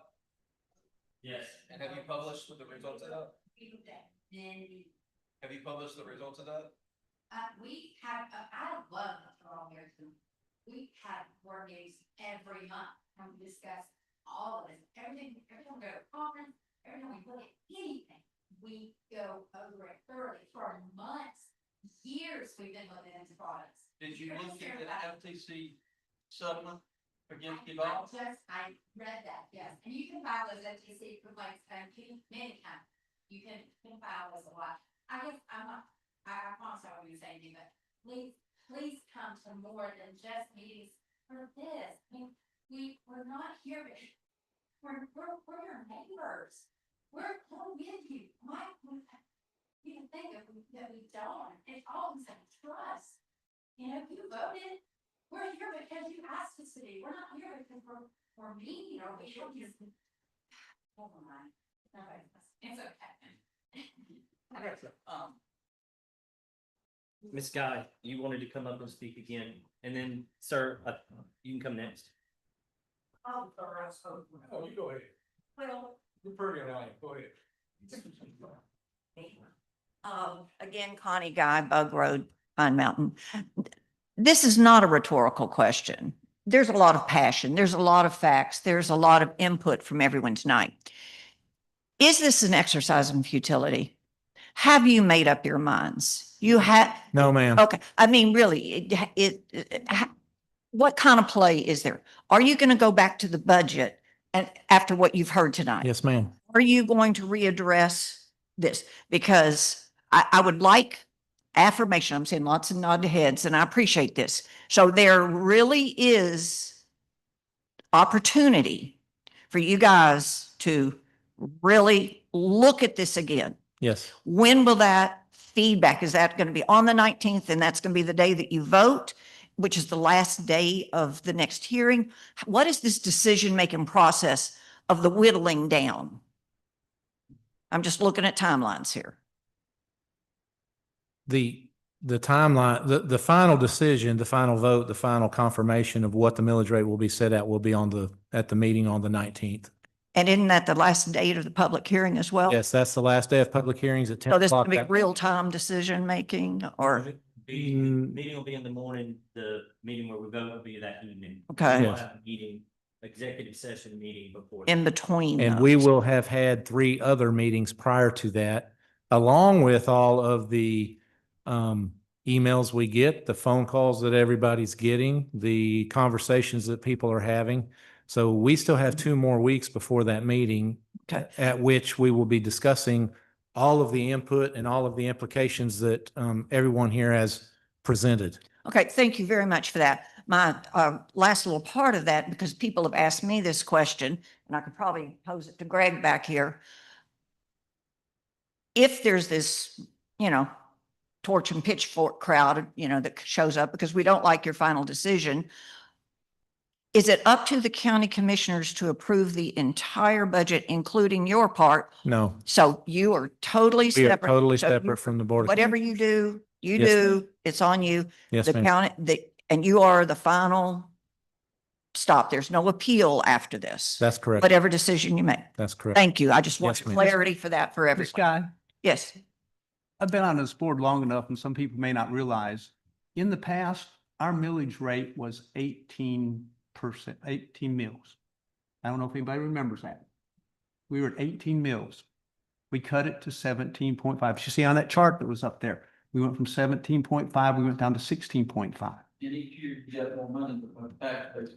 Yeah. Which that has Rising no boats. control over us of what we do. Mhm. You're right that it is a tax evaluation and it's considered a tax increase. And yes, we received more money based upon the evaluations. Okay, but based upon those evaluations, we lowered the millage rate. And that's not to say that based upon what we may get this time, due to the House bill, which we opted in, we agreed to do what the taxpayers had asked us to do. We could have opted out. It may not even be having this meeting. No, you'd And be some having a people would be different one. upset with that too. So you can't please everybody all the time. But the thing about it is we look at where we're at with our budget. If things change, there's a possibility we go back down. There's Well, no and doubt. that's, People say- that's people what I say we wanted never to go hear, down. is that door is open and that you. Yes, you that door are is open. so much looking at going down Everybody always says, we go up, up, up. Look But- at these. or flat. Right. That you. The look at state, history. the Yeah. state law require, I'm sorry. We've gone up and we looked at our budget, we've assessed where we're at, we looked at our needs and all. But there were times when there were people years back in 2007, 8, when this economy tanked, we opted, because a lot of our teachers lived in this county. We could have furloughed everybody. What do you think that would have done to the economy of Harris County? Yeah. When your neighbor, we laid them off. We opted to keep these people so they'd have a job, so they could be sustainable members of this county.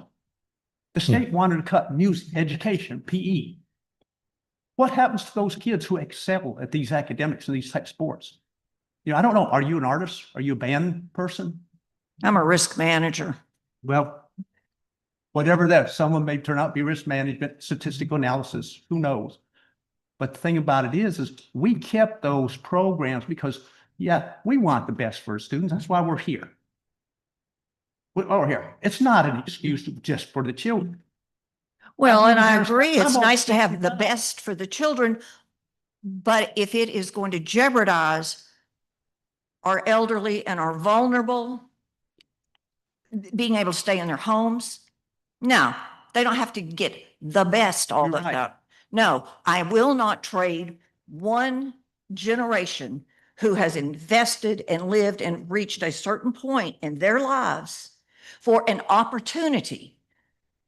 Sometimes homeschooling is the right approach for certain families. It is, and I support that. Lots of homeschool kids live around me, and I hire them because they're close to the ground and they can pick up sticks. There are ways to meet different needs, but we do not, with what you're hearing here tonight, Brian's term of Cadillac, we don't need Cadillac and Lamborghini. We need to have some education, but I believe there has to be places that can be looked at seriously again. And I'm glad to hear that door is open. Thank you. Yes, ma'am. It is open. We have had those conversations and we will continue to have those conversations. We are taking what people are saying seriously. We are listening. I thank Mr. McKean for his keen sense of numbers and bringing some things that we can learn there that we might not have known before. So I appreciate that. To clarify, and this is just for your information, you asked about if it went up, can it come down? Yes, it can come down. The authority of the Board of Education can set the millage rate anywhere from 10 mills to 20 mills. Anything above 20 has to have a referendum. And but yes, it can come down. And you know, as Mr. Goodnow said and has shown, it was at 18 at one point and has come down. So yes, we are having those conversations. Well, thank you. I wanted to get a sense of the timeline on the decision-making through this as Yes, well. ma'am. Thank you very much. Thank you. Appreciate you Thank letting you. me ask it. Ms. Guy, for your information, there are 3 members on this board that are retired on fixed income over age 65. So we understand where you're coming from, because we experience the exact same thing that those individuals do. I do the same way. I get my tax bill and I see it go up every year. I'm on fixed income. You know, I truly concerned some part. And your concern is admirable and it's heard.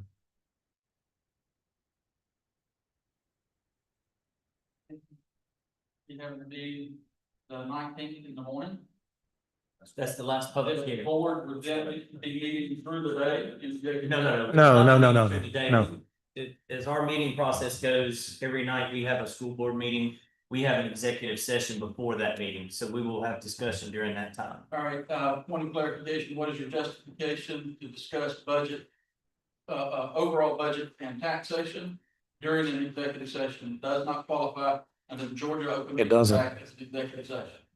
What I meant is we will be here in the building for executive session. We can talk amongst ourselves before that, not in executive session, because as you brought up, we have to identify what we're going to talk about in that executive session, and that is the only thing we talk about in executive session. That was just my concern. Yes. That this is, this is a public topic. Right. Yes, sir. That is correct. We talk amongst ourselves. We can talk no less than 4 of us together. If we have 4 or more, that is considered a quorum. So we talk amongst ourselves. during the weeks, during the meetings and things like that. And then, you know, when we come in, we vote our hearts. That's what we do. Yep. Yeah, And I Mr. appreciate what y'all do about that. Yeah. I know you may not think that, but it's a lot of times I get here, but you all would recognize. We appreciate this engagement. Yeah, thank you, Mr. Also, too, prior, those of you who were not here at the beginning of our meeting, the board chair has to read an affidavit of the items that is discussed in executive session. And to keep this man from wearing an orange suit, which he does not like, we have to abide by that. And that is read prior to us going into the executive session. And our second meeting that we have a lawyer present, which you know how that goes. We'll make sure that we adhere to that and discuss only those items. Because like I say, garnet doesn't look good in orange. Thank you. Yes, sir. Come on. I appreciate it. My name is Scott Bowden. I live at 7555 Little Blue Springs Road. Listen to everybody here. There's a lot of talent in this county. That's one thing I've noticed since we moved here. Whether y'all vote for it or not, the one thing I hope y'all understand, you still have a problem that y'all gonna have to fix. The county's still growing whether y'all like it or not. Y'all have a disconnect with the commissioners. Y'all are nodding your head, yeah, we gotta have industry. And they have where they want to keep this rule, but grow at the same time. I would encourage y'all to find a way to come together. I know there's probably some kind of legal, there's a reason why y'all are separate. I understand that. But y'all got to come together. Y'all got people out in this county and be more than glad to help y'all. A lot of talent. But this problem's going to come to a head sooner or later. This is a temporary fix. We have addressed that, and we have had meetings and plan to have more meetings with the. I would love to see y'all in here with the commissioners, what I would like to see at the same time. That would probably be the best thing to do, where everybody could come in here and talk to y'all at the same time. There are great numbers and understanding of what y'all need. This gentleman has some great input about what he's talking about. I didn't realize how many senior citizens live here. I'm fixing to retire shortly. But I'm just saying there's a disconnect, it seems like, for about where one side wants the other one to go, where we're actually growing. And the information is not where it needs to be, so to speak. But it's going to come to a head sooner or later that the Band-Aids are going to have to come off. I actually worked for the county for a little while part-time. And I know that it's growing. And I know that you can't get industry in here without infrastructure. That's not going to happen. You're talking a 20-year project. Okay, maybe further down the road. So you can't start wanting these things, other schools and stuff like that. That's not going to happen in 2 years. It's not going to get built, especially, we can't even get a fire truck within 3 years now, where I come from. It takes us we have to order a truck now and we might get it 3 to 4 years down the road. So talking about getting material and things here, workers, skilled workers and material and all this other stuff, getting money approved, that's years down the road. So the problem is going to get here, is already here. So the solution is going to take longer. But I would love to see the commissioners and y'all in the same room and let the county talk to y'all at the same time. I know that's difficult and it probably may be impossible, but that would be really interesting for me to sit down and listen to that. I don't know even know if that's possible. Well, it is possible. Yes, sir. And I don't mean to interrupt, but we have begun having quarterly meetings with the commissioners where they are joint meetings and they are public meetings. And we do publicize those to the public to attend. In what form? Because like I said, somebody said she saw it on Facebook and that's what we call it. It's a meeting just like this. It's not in this area, but it's us in a room where we can all sit together at the same table. And we have an agenda. Mm-hmm. We have topics that are published beforehand. They host one time, we host the next time. Our next one's going to be in October, I believe. We're still working on that date. So you can keep your eyes open for those things being posted. So I appreciate your intuition and perception of that because we are working very diligently with the commissioners to repair that disconnect. And I think there's been positive results on both sides because of it. So thank you for that. Mm-hmm.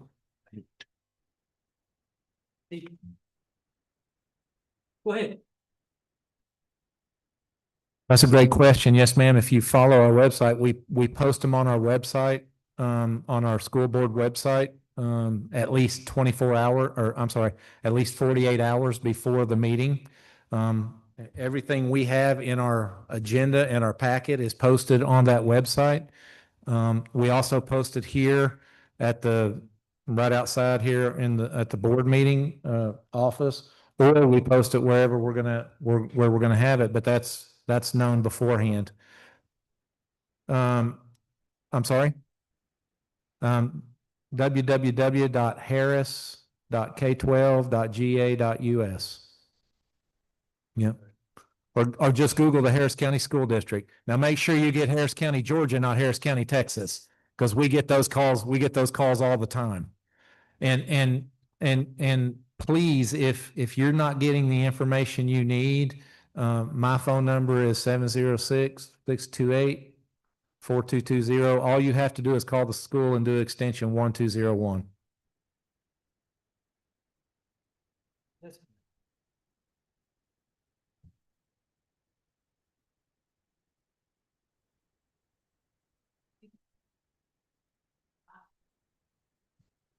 I guess 25 years ago, I became single and I based everything on our property taxes then.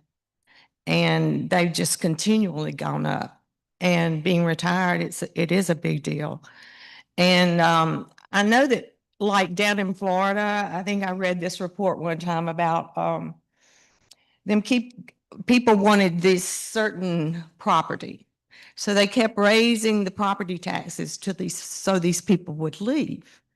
So that's, I live on 930 Boat Club Road on the lake. So it's, not just you, Georgia Powered. But I want to ask why we don't have impact tax fees for these big neighborhoods that are coming up. I know that's a way to make money. And it seems to me there's been a lot of building. And why don't we, or do we do that? Do we charge an impact fee to the builders for roads and schools or whatever? So what you see in a lot of those developments is the developer will put in a road, they'll put in sidewalks or whatever, they'll pave the road, they'll set all of that up. The builder is taking care of that. Impact fees as far as building a house, more houses come in, meaning the volunteer fire department needs more money, all of that kind of stuff, that has to come from the county commission. That would not be in anywhere near our wheelhouse. But when it's not those types of, yes, they impact because there's more houses, but it's the houses that you have to look at that they come in and they buy like 10 acres of land. And this information was provided to me by a good friend of mine that I spoke to on the phone that was concerned about this the other day. And he said, it's not so much those neighborhoods, but it's the ones where they come out and they just build a little driveway out to the road.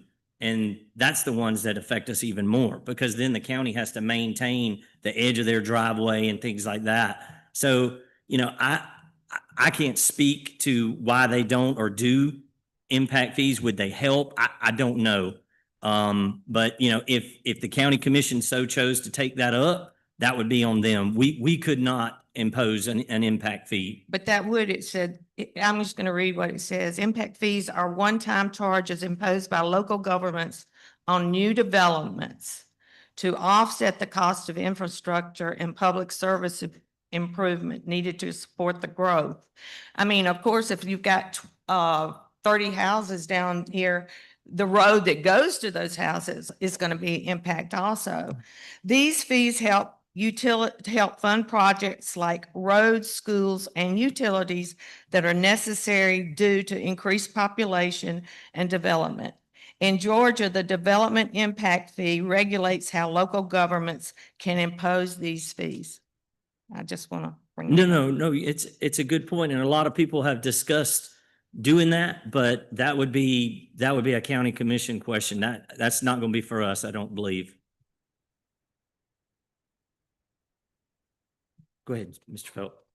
I think, there was a question earlier about, the millage rate. I think the millage rate, according to state law, the schools set the millage rate, but then it's up to the Board of Commissioners to approve it before it can be, and then, before it can be rolled in the tax digest. At least that was on the Georgia website. No, we set the millage rate for the school district. It doesn't have to be voted on by the commissioners? No. No, sir. Okay. No. Then I read it wrong. Thank you. Is there anyone else? Yes, sir. Yeah, we thank you as well. Yes. Thank you. Yes, thank you. Anyone on, sir? I'm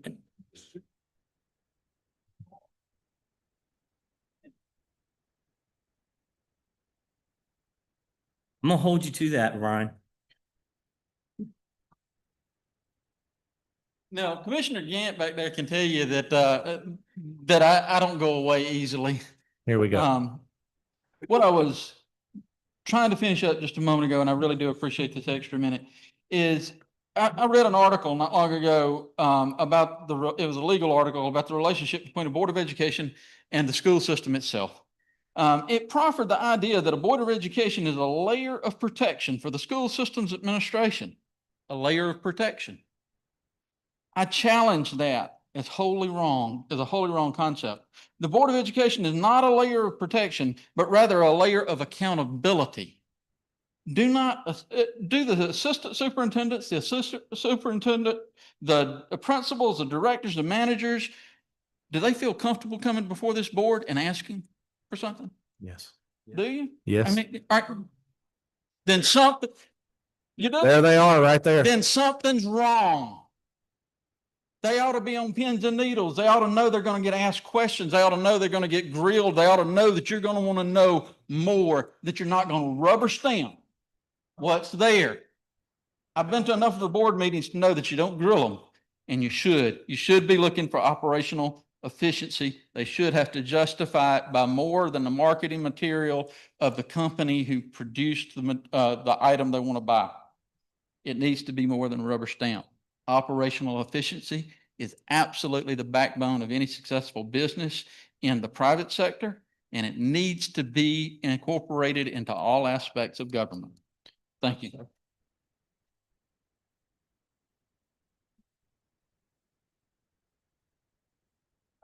at this time, are there any other folks that want to speak? Okay, all right. So at this time, I'm going to entertain a motion that we adjourn the tax and military public hearing. Mr. Goodenough, second. Mr. Green, any discussion? All in favor? We stand adjourned.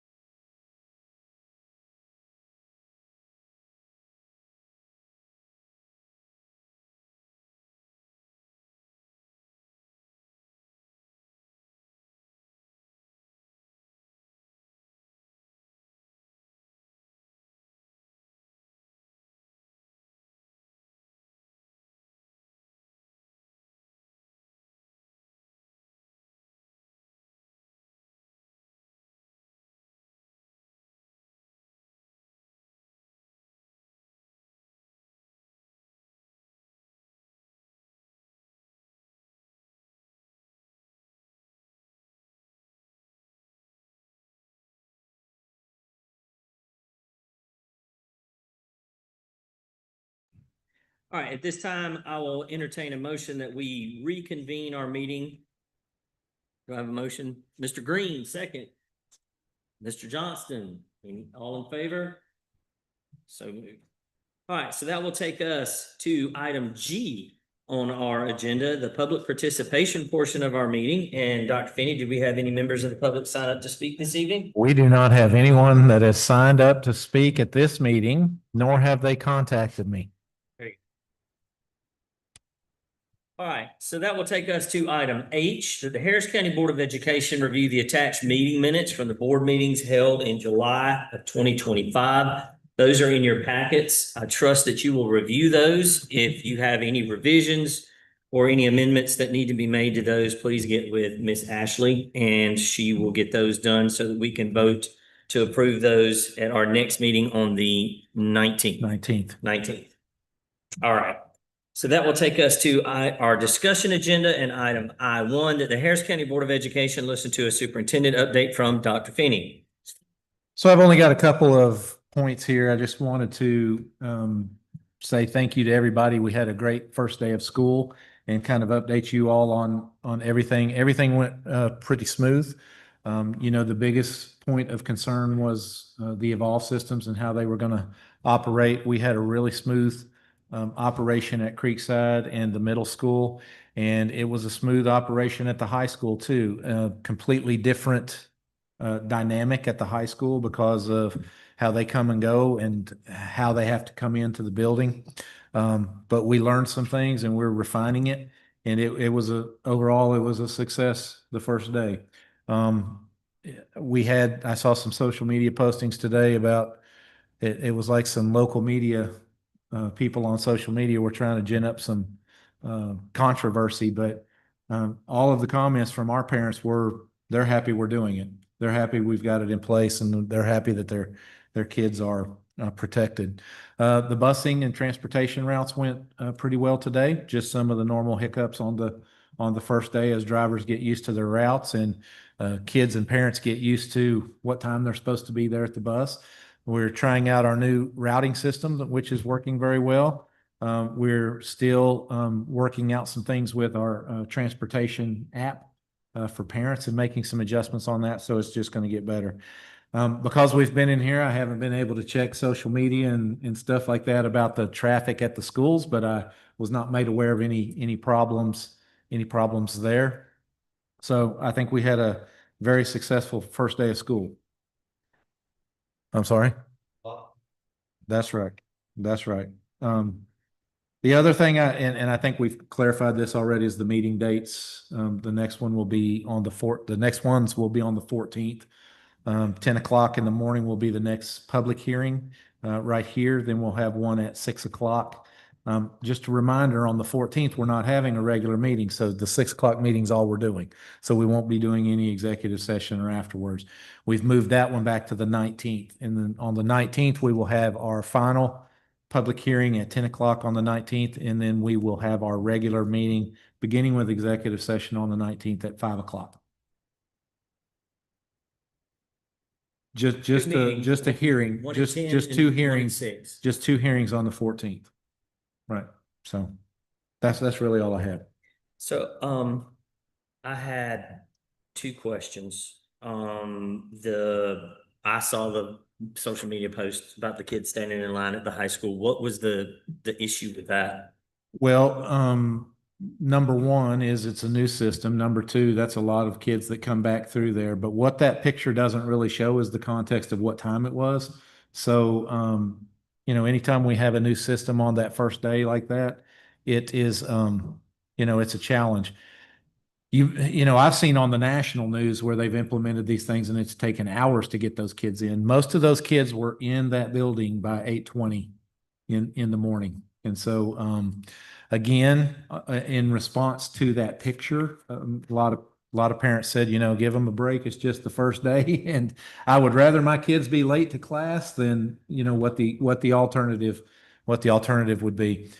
Kudos to Miss Snyder and her team, because you could see them learning all day long, and they were working all day long to hey, let's watch this again. And they would watch it during the transition and they're like, oh, hey, we can do this and we can do that. And it got faster throughout the day. So she has got a team over there that we've put a tremendous challenge on and a tremendous responsibility.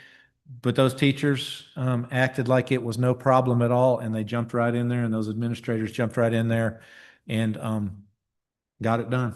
And it was it exceeded expectations on the first day.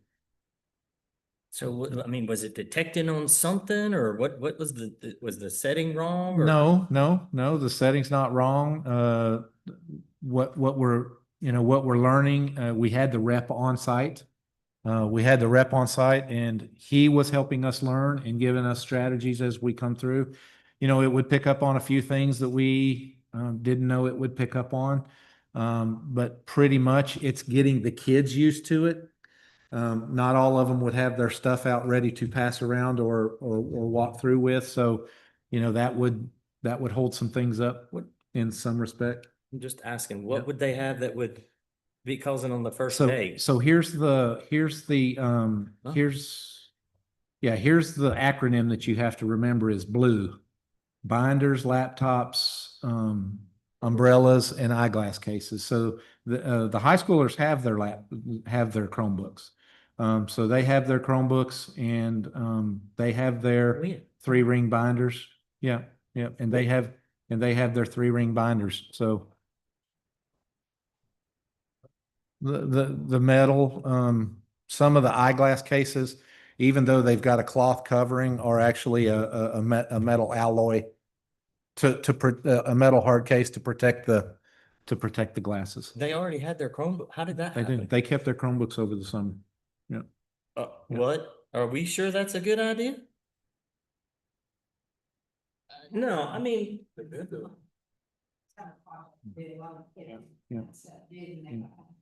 That's a lot of money sitting in somebody's house over the summer. That's probably over, how many kids? 1,100 probably, because how many seniors did we have? The seniors didn't have theirs because they're gone and the freshmen don't have theirs. But I mean, that's a lot of money sitting out there in somebody's house that could get messed up. Okay. Are we sure that's a good idea going forward? Yeah. Okay. I don't agree with that, but I'm just one person. All right. Anything else? No, Anybody sir. else got questions?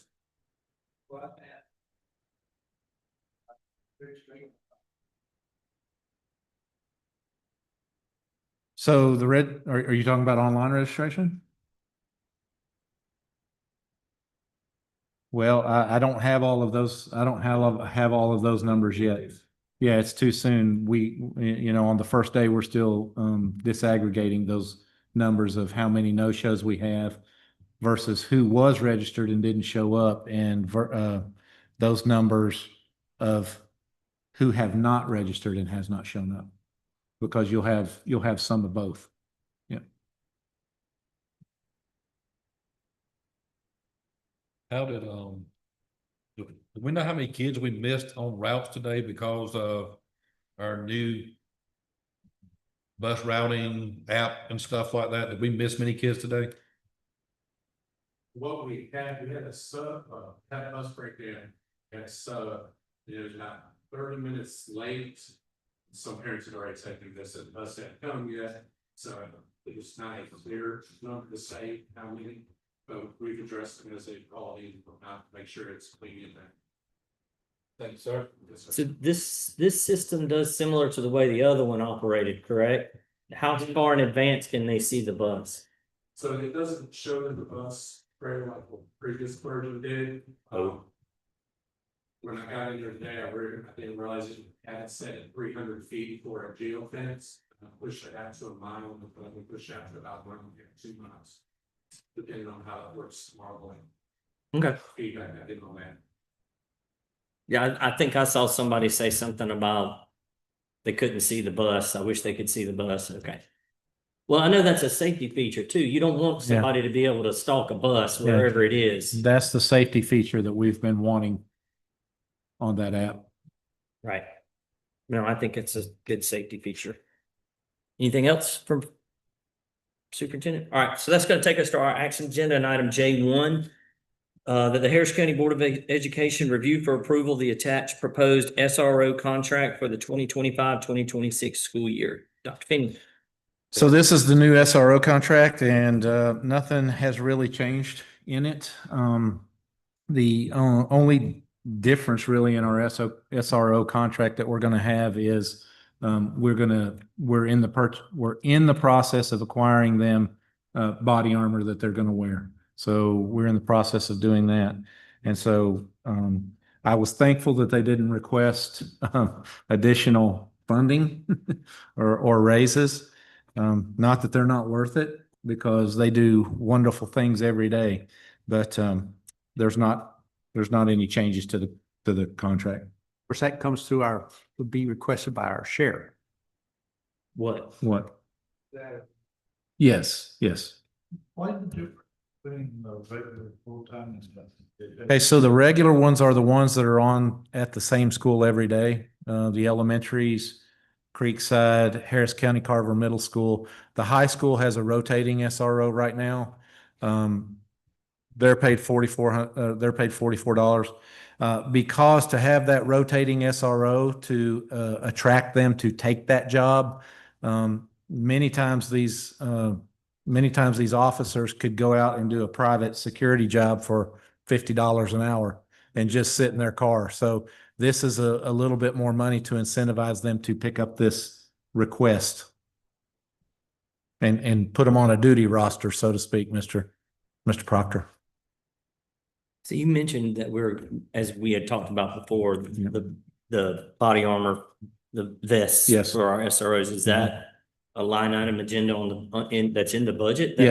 Yes, we have already planned for that money. Okay. That's coming out of Mr. Fisher's budget? Yes.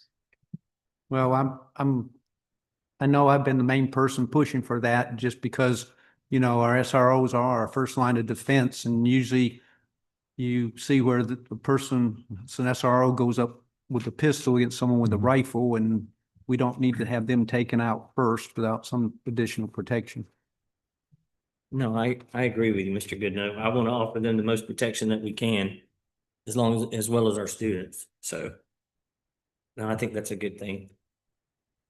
All right. So, of course, on any of these action agenda items, we will review that some more and then vote on that on the 19th. So then that will take us to item J2, that the Harris County Board of Education review for approval the attached proposed list of 20 additional day tutors for the 2025-2026 school year. So this is a list of the 20-day tutors that we will be employing throughout the district using our 20 additional day grants. They will be tutoring at the elementary schools and other places. I look at this name and there's a lot of good names on there. Yeah. Miss Gagne, is that the retired teacher? Yes, ma'am. Yes, sir. Yeah. Okay. No, don't promote me to ma'am. All right. Any other questions regarding the 20 additional day tutors? Okay, so that will take us to item J3, that the Harris County Board of Education review for approval of the attached FY26 CTAE Perkins local plan for the high school. Dr. Finney. So as is the case every year when we apply for the Perkins grants that we get every year, this has to be an action item on the board agenda. And so you all will just have to review this and accept this. And you can see the breakdown of the grants here on page 34. You can see the breakdown of the grants there. And for us to receive that, like I said, you all have to have this as an action item on your agenda. So is this something that we have to apply for every year, Dr. Finney? Yes, it is. Yeah. And it's done through the CTAE. So this is Mr. Dunn. It is. Yes. Yep. Well, they don't really write the grant. We apply for it and the state gives us the money. It's there to apply for. But the thing is here is they have to know that the Board of Education has reviewed it and accepted the grant. Yep. All right. Any additional questions regarding item J3? All right, so that's going to take us to our consent agenda and item K1, that the Harris County Board of Education review the attached major purchases report for July of 2025. So you notice there's a lot of items on here, and that's because it's the beginning of the year, and we've just gone through the summer requisition and purchasing processes. So a lot of this stuff is the things that we have to order and purchase to get the year going and get it started. So you're going to see a lot of things on there, like a lot of our technology things that we've had to do, like the flat panel TVs, computers, those things. You'll see that some of those are some of the big ticket items. You'll see a lot of our subscriptions, like K-12 Analytics and Infinite Campus and those kind of things, Renaissance Learning. All of those are the renewal of the subscriptions that we have. And then there's some property or some facilities projects in there. So you can look at those, and I'm happy to answer any questions that you have. Did we have, Yes, these are the ones that have been paid on the right. Yeah, on the second. No, that's open purchase orders that we've prepared purchase orders for that we haven't paid for yet. No, the second page there is the open purchase orders. The first page is the expenditures that we've already had. do we have some type of major power problem at Mulberry Creek due to that breaker replacement? So yes, we did. We had one of our legs of power go out there at Mulberry Creek that we had to replace. But Tim and Sean and Bryce got on it really quick, and they had that thing repaired fairly quickly. Yeah, $44,000. Yes, it was a main leg of power that went out. What caused it? We don't know what caused it. Probably just age of the building. That didn't get struck by lightning like my house. We don't think so. No. A limb could have fallen on it, or anything. Yeah. It was not a limb. But not depending on a lot of these, I'm assuming these are like annual subscriptions that we have to renew every year. Are those one-time initial payments and they're done for the year? Yes, those are one time. Most of the time, those are one initial payment and they're done for the year. But they are an annual renewal, most of them. Yeah, I'm looking at Lexington, for example. Yes. That's yes. just a one time. I believe so. Yes.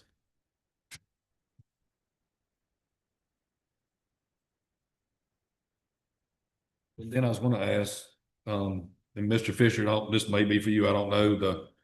Were these baffle boards and stuff at the athletic facility? In the weight room, so you can actually hear yourself Yeah. when you're talking with someone like Yeah. this. The echo really big. Yeah, the acoustics in that weight room is awful. Yeah. Well, it's not anymore. So that's Okay, something was. similar to what we have in the In auditorium? the auditorium, yes, sir. Okay. And I know this isn't I don't see this expense on here, but I wanted to ask, and everywhere I've looked, they look good. But Mr. Fisher, how's our new grounds crew folks doing? Good, and a couple of issues at first, areas in this, they didn't know about. We've been working with them to get those areas taken care of, get better each time. So I'm gonna look around the room, and if I see heads going like this, I'm gonna go, no, we're not doing what we need to be doing. Are we good? Don't look at him, I'll ask the guy. We good at the high school? Good. But it is a Harris County owned company, correct? Yes, it is. Harris County, Okay, correct. just wanted to be sure. All right, anyone else on the item K1? All right, so that will take us to item K2, that the Harris County Board of Education review the attached financial report for July of 2025. Mr. Chair, may I ask Ms. Seha a question? No. Ms. Seha, could you come up?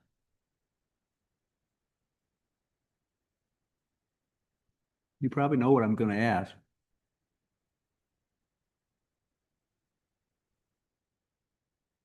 We had our in-fund balance of 9,472,000.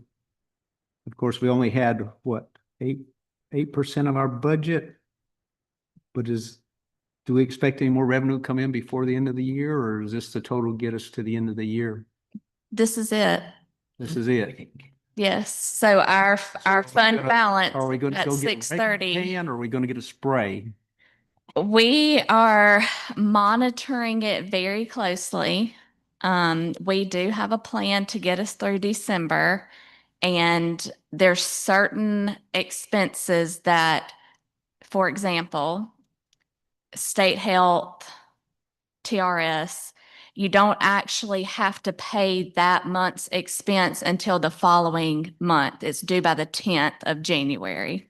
So that $2 million expense that we normally would pay the month we incur it, we're going to hold it to January so that we don't have to pay it. But that's TRS payment is also that amount has the increase that we've been hit with for this year, Yes, so the TRS Which was is not- already, basically budgeted no, we budgeted for that. for this increase. Yes. So we've budgeted for the TRS increase. We budgeted for the state health increase.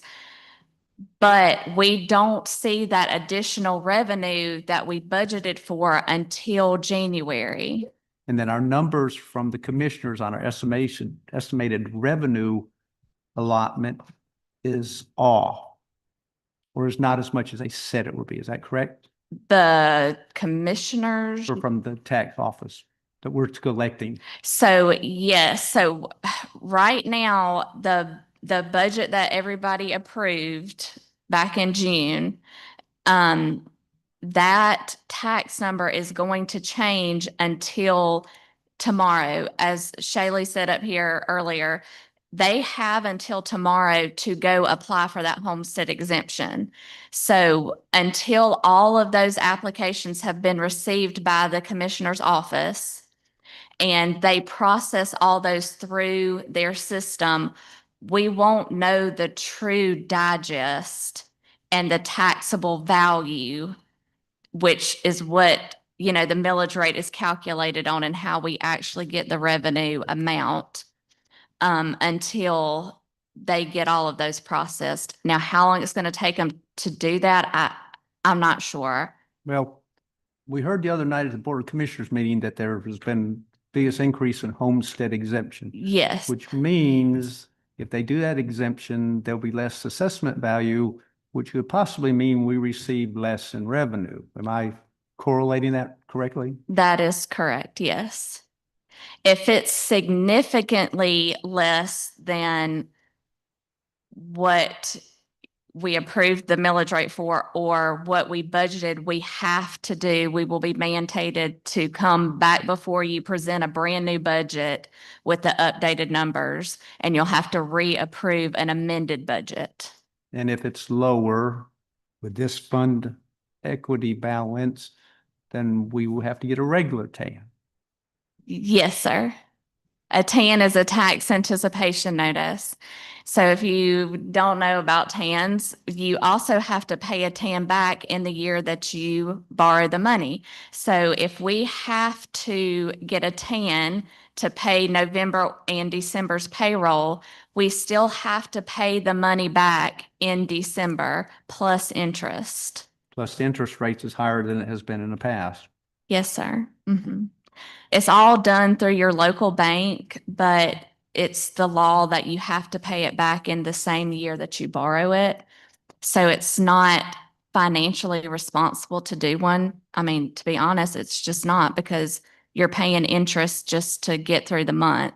So we are taking measures now to make sure that we're holding as much money in our LGIP fund at the state to generate that interest so that we can keep that money up there and we only move what's necessary into the bank to pay our bills. Okay. Well, I appreciate that. that's one of the reasons we're having our tax hearing meetings, because we do not have enough in reserve and we may not, could not possibly make our payroll and we need to have that increased. And Correct. And just while I'm up here, I just want to point out that one thing that was mentioned earlier about FLIPA, we do get a FLIPA grant. We already received that. It's already calculated in the tax revenue. Last year, we didn't receive the FLIPA grant until May, and it was only about $300,000. And I understand that, you know, as the values go up, your revenue is going to go up, but unless it goes up significantly, you're not going to see a humongous increase in revenue in the FLIPA grant. Another thing about FLIPA grants, we don't always know when we're going to get them. So the tax commissioner has to apply for it. We don't apply for it as the school system.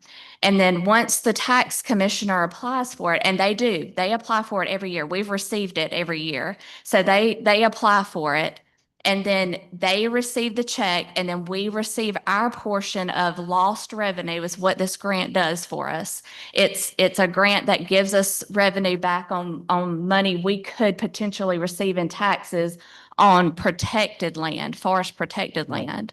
And so we already get that. That's not something new that we could get in addition to. It's something we already get. And yet it may be more, but we just don't know. We don't know if we would get it once the tax commissioner applies for it.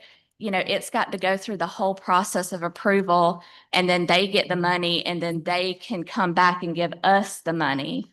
So it's just a timing issue. You don't know when you're going to get it. You could get it in January, you could get it in March, you could get it in May like we did this past year. But again, we just don't, actually it was June 5th. Right. June 5th is when we got And it. if well, we're, my next one, we need to get. well, No, we've been getting it. We've been getting it. We verified that. But we're waiting on the FY25 FLIPA grant. They will not be able to apply for the FLIPA grant until the actual millage rates are all set. Yeah. So once you all approve our millage rate and the tax commissioners, Board of Commissioners have approved their millage rate, then the tax commissioner's office will take all of our information, our new millage rates or our, say the same millage rates, and they put that on the new grant application and they submit it to the state. And then that's how the whole application process works. Okay. But we will not get the money for 2025, December 2025's taxes FLIPA grant until many, many months into 2026. So my question is this, is that money figured into their estimated tax revenue that they provide us with every year? Yes. So it is. Yes. So when we looked at the report in the last meeting that says we had collected 100% of the taxes, we have not collected 100% of the taxes. Right. Did you get the updated one? I sent an updated one. You might not have seen it yet, but I can get you a copy. But we did receive, as of June 30th, it's just a timing issue of when we receive the money and when we book it in the system. But we received over 100% of our tax revenue as of today. We have. Mhm. Okay. No, but I'm saying FLIPA should be part of that, but if in the estimate that they give us, shouldn't it? Yes, and it is. Okay. So the budget that you all approved, it's in that number. Okay. It's in that estimated number that they gave us, and it's in the estimated number that's in the approved budget for us. But Okay. you won't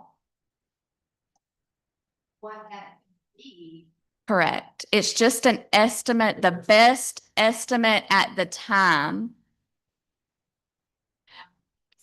We usually go by what we received last year, because that way we're not. Okay, so my next question is, that's included in our regular tax allotment. Correct. And it's a grant. Do they Yes. charge us the 2.5% on that grant to send it to us? Yes, sir. Why? They are allowed to. I looked it up today before because I was worried that that question would come up. Yes, it is the law. They are allowed to. Yes, they See, can. that's what makes me mad. We give 5 mills back to the state and we turn right back around. Now we find out that the Board of Commissioners does our 2.5%, which is, like I said, $785,000 plus they tax our FLIPA grant at 2.5%. And people wonder where our money goes. Yes. Good point, Mr. Goodnow. Jan Chandler even did some research when we were first talking about this, and she went through and researched it as well. And yes, they are allowed to charge us their fee on Like I that. say, and I'll say it again, we fund that whole tax department. He's not mad at you, Megan. No, I completely understand. I completely understand.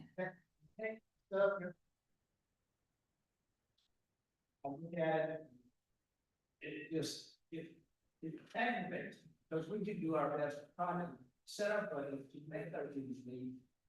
And don't realize there are so many things beyond control, and then everybody else has got their fingers in our stuff. And they really, in my opinion, besides the county, are charging us more than they actually should be, but that's. Yes, sir. Now, normally, is that check that we get maybe the last week of December, the first 2 weeks of January, enough to cover most of everything that you don't have to put it off? till Yes. the end of January. That's correct. So the biggest tax check we receive is in January, that first tax check, because taxes are due in December. So as they're collected, the tax commissioner sends us our portion of the revenue. So since they're due in December, we get our huge check in. It's usually like a 2-week delay. Yes, sir. They collect it and 2 weeks later we get our money Mhm. because they have to check. Yes. So by January, we're good. But to get to December payroll, and everybody would like to be paid before we leave for Christmas break and all that, it is a struggle to get to that point. Yes, sir.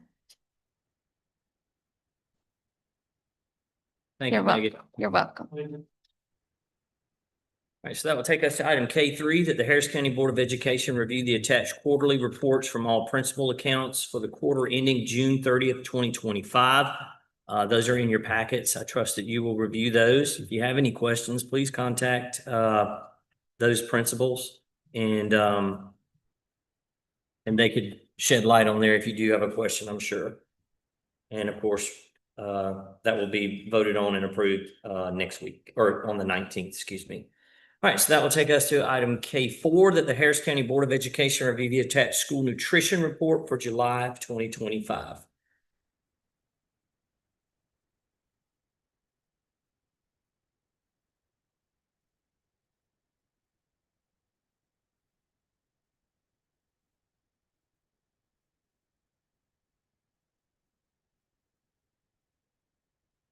Not much to report there. No, now that we're back in school, we'll get back in the positive. I mean, we still are in the positive or with our end. Yeah, fund I balance. meant in revenues coming I in. mean, Yeah. you know, there's been times where Mr. You're right. Goodnow and My I mistake, and other members. my have mistake. I'm attested sorry. I having to sign didn't want to something. open up old wounds. All right, anyone have any questions about the school nutrition report? What actually is purchase professional service? Cleaning. Like overhead Yeah, hood vent services. Yeah. servicing equipment, stuff like Servicing that. equipment, yeah. All right. All right, so at this time, that will take us to item L, where members of the Harris County Board of Education share news and information that they may have with the public. And this evening, I will start with Mr. Proctor. I don't have anything other than to say I hope everybody is back charged up, ready for a new school year, and things will continue to go just as well as they can. Very good. Yeah, Mr. I just, Mr. Johnston. I just want to say, I know the teachers did a wonderful job today because we didn't hear of any children getting lost at the end of the day. So I always heard your job was to get them there in the morning, to get them home in the afternoon, and obviously that happened. It was a good first day. Very good. Mr. Green. Yes, I want to say thank you to Miss Carlisle and her team, and I really don't want to start naming names, but Miss Snyder and everybody at the high school, everybody that was involved with the kickoff on Monday, very good job on that. I mean, I think it was very well perceived. Mr. Lawrence, thank you for all the video, man. That was a pretty good job. I appreciate you putting that together and sending that out. It was an awesome job. I hope everybody had a wonderful start to the school year. I know it's just the first of many to come, but I hope everybody had a great first day. I'm glad we started on a Thursday. Lord, hey, look, tomorrow's physically the weekend, so at least you get 2 days in and then you get 2 days off. So I really hope everybody has a great school year. And I will take the time to say thank you to all of our constituents that came out today for our hearings. It's always good to hear input from our constituents and citizens on the stuff that concerns them when it comes to our taxes and our millage rate and all that good stuff. So I will say thank you for them to come and speak their minds tonight. Very good. Mr. Goodnow. I have to reiterate what everyone else has said, but did enjoy opening. It's always great to see everybody's and new team members come on and how excited everyone is. Appreciate the nutritional staff for breakfast that they prepare. I know they always get up early and come in and get started for us on that. I did enjoy the Sneaky Peak Creek side. I had the chance to go do that with all those thousands of people that showed up and thousands. I did go to park, do the Sneaky Peek there. Of course, I didn't become a PTO member, as some people did. But and I have to say this, I am proud of my daughter for being Teacher of the Year at Park. Oh, no, we're proud of her too. That's all. Screen, did you have something? Yeah, that's what Mr. Goodnow actually said. Congratulations to all of our support persons of the year and our teachers of the year that were recognized on Monday. Congratulations to them for representing each one of your schools like you do and represent them every day. So thank y'all to the others. It's all. Thank you, Scott. But just wanted to say, so proud. I remember when we moved here 11 years ago. My mother-in-law told me, she said, Bridget, one of the favorite things you're gonna love about Harris County is there's a lot of wonderful, talented people who are great at what they do. They're the best at what they do, and they retire in Harris County. And she said, you're gonna get to meet some fascinating people. And y'all, tonight in this room, we had talent in this room. We have so many wonderful educators, we have so many wonderful professionals that love what they do. And if I know in my heart that we can come to a solution, there's always a solution for a way to do something and do it better. I know we can. And with the help of these professionals here and the neighbors and friends, y'all, did y'all hear how many people tonight said the word neighbor?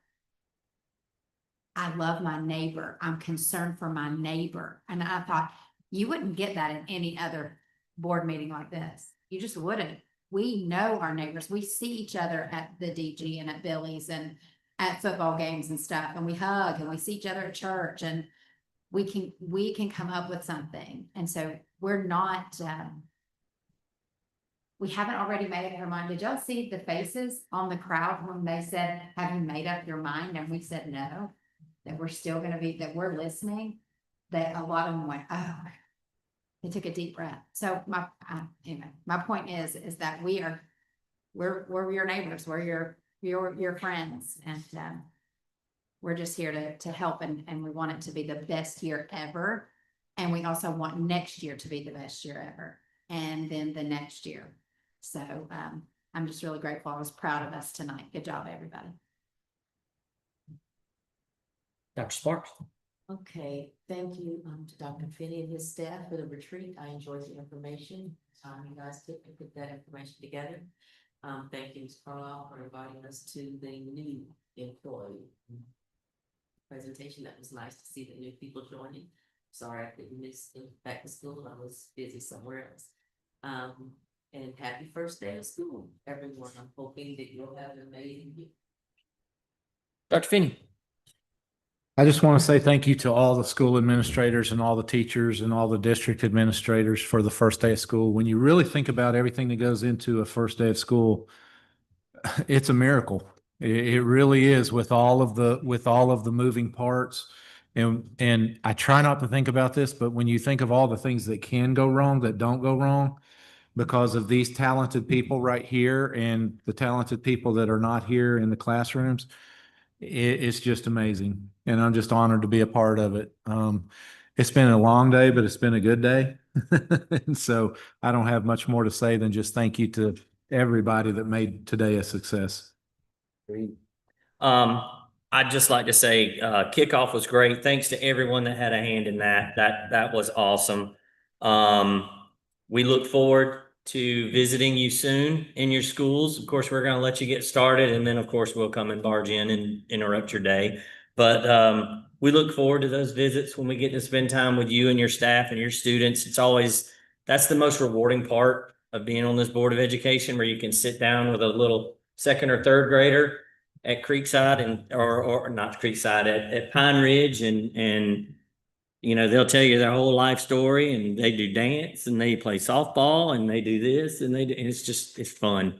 That's the great part of getting to do it and asking them, what do you like about school? Oh, I like this. Well, what do you not like? Oh, I don't like this. And they're brutally honest. So we enjoy that, and we look forward to getting back in your schools soon.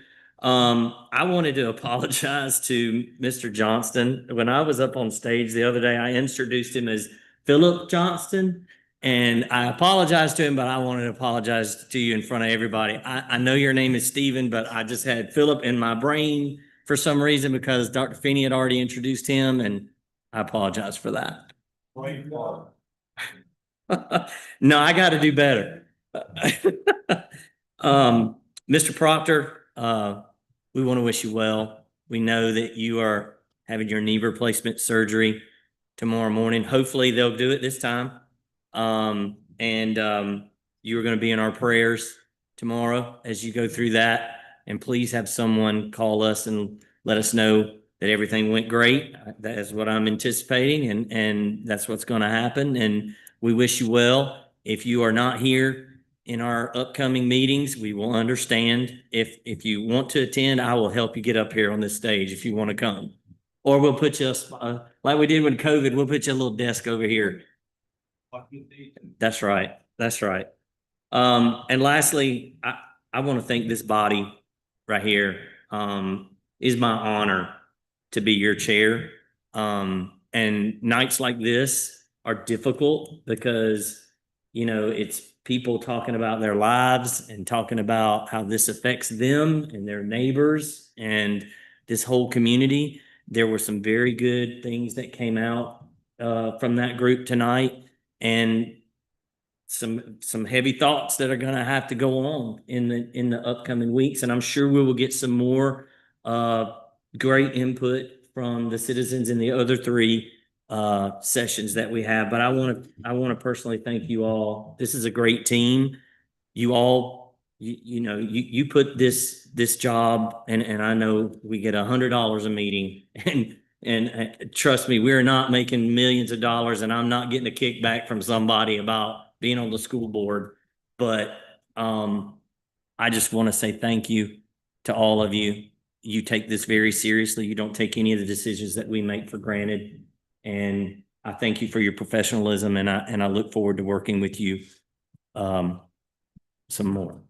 Mr. Chair, may I say one more thing? I know I've said enough tonight, probably. Can we look at our schedule next year and see that maybe our school board doesn't meeting fall on the first day of school, so we could give our administrators a break. And Yes. maybe turn it a week down or extend it out. I'm sure y'all would probably Ashley appreciate looks that. like She's probably already got it on the calendar. All right, it was just a idea, because I know it's a lot with the first day of school and having a board meeting and trying to get all the information. She said, I do. She said she's already got it on the calendar. Thank you, Ashley. You read my mind. Well, at least you got the weekend coming up. You got one more day and then you get a break. So, but thank you all for what you do day in and day out in your schools. You make it work, and we thank you for that. Does anyone else have anything else they want to add? All right, at this time, I will entertain a motion. We're not going into exec again, right? No. At this time, I will entertain a motion that we adjourn for the evening. Mr. Green, second. Mr. Johnston, any discussion? All in favor? Don't get up and run yet. All in favor? We are adjourned.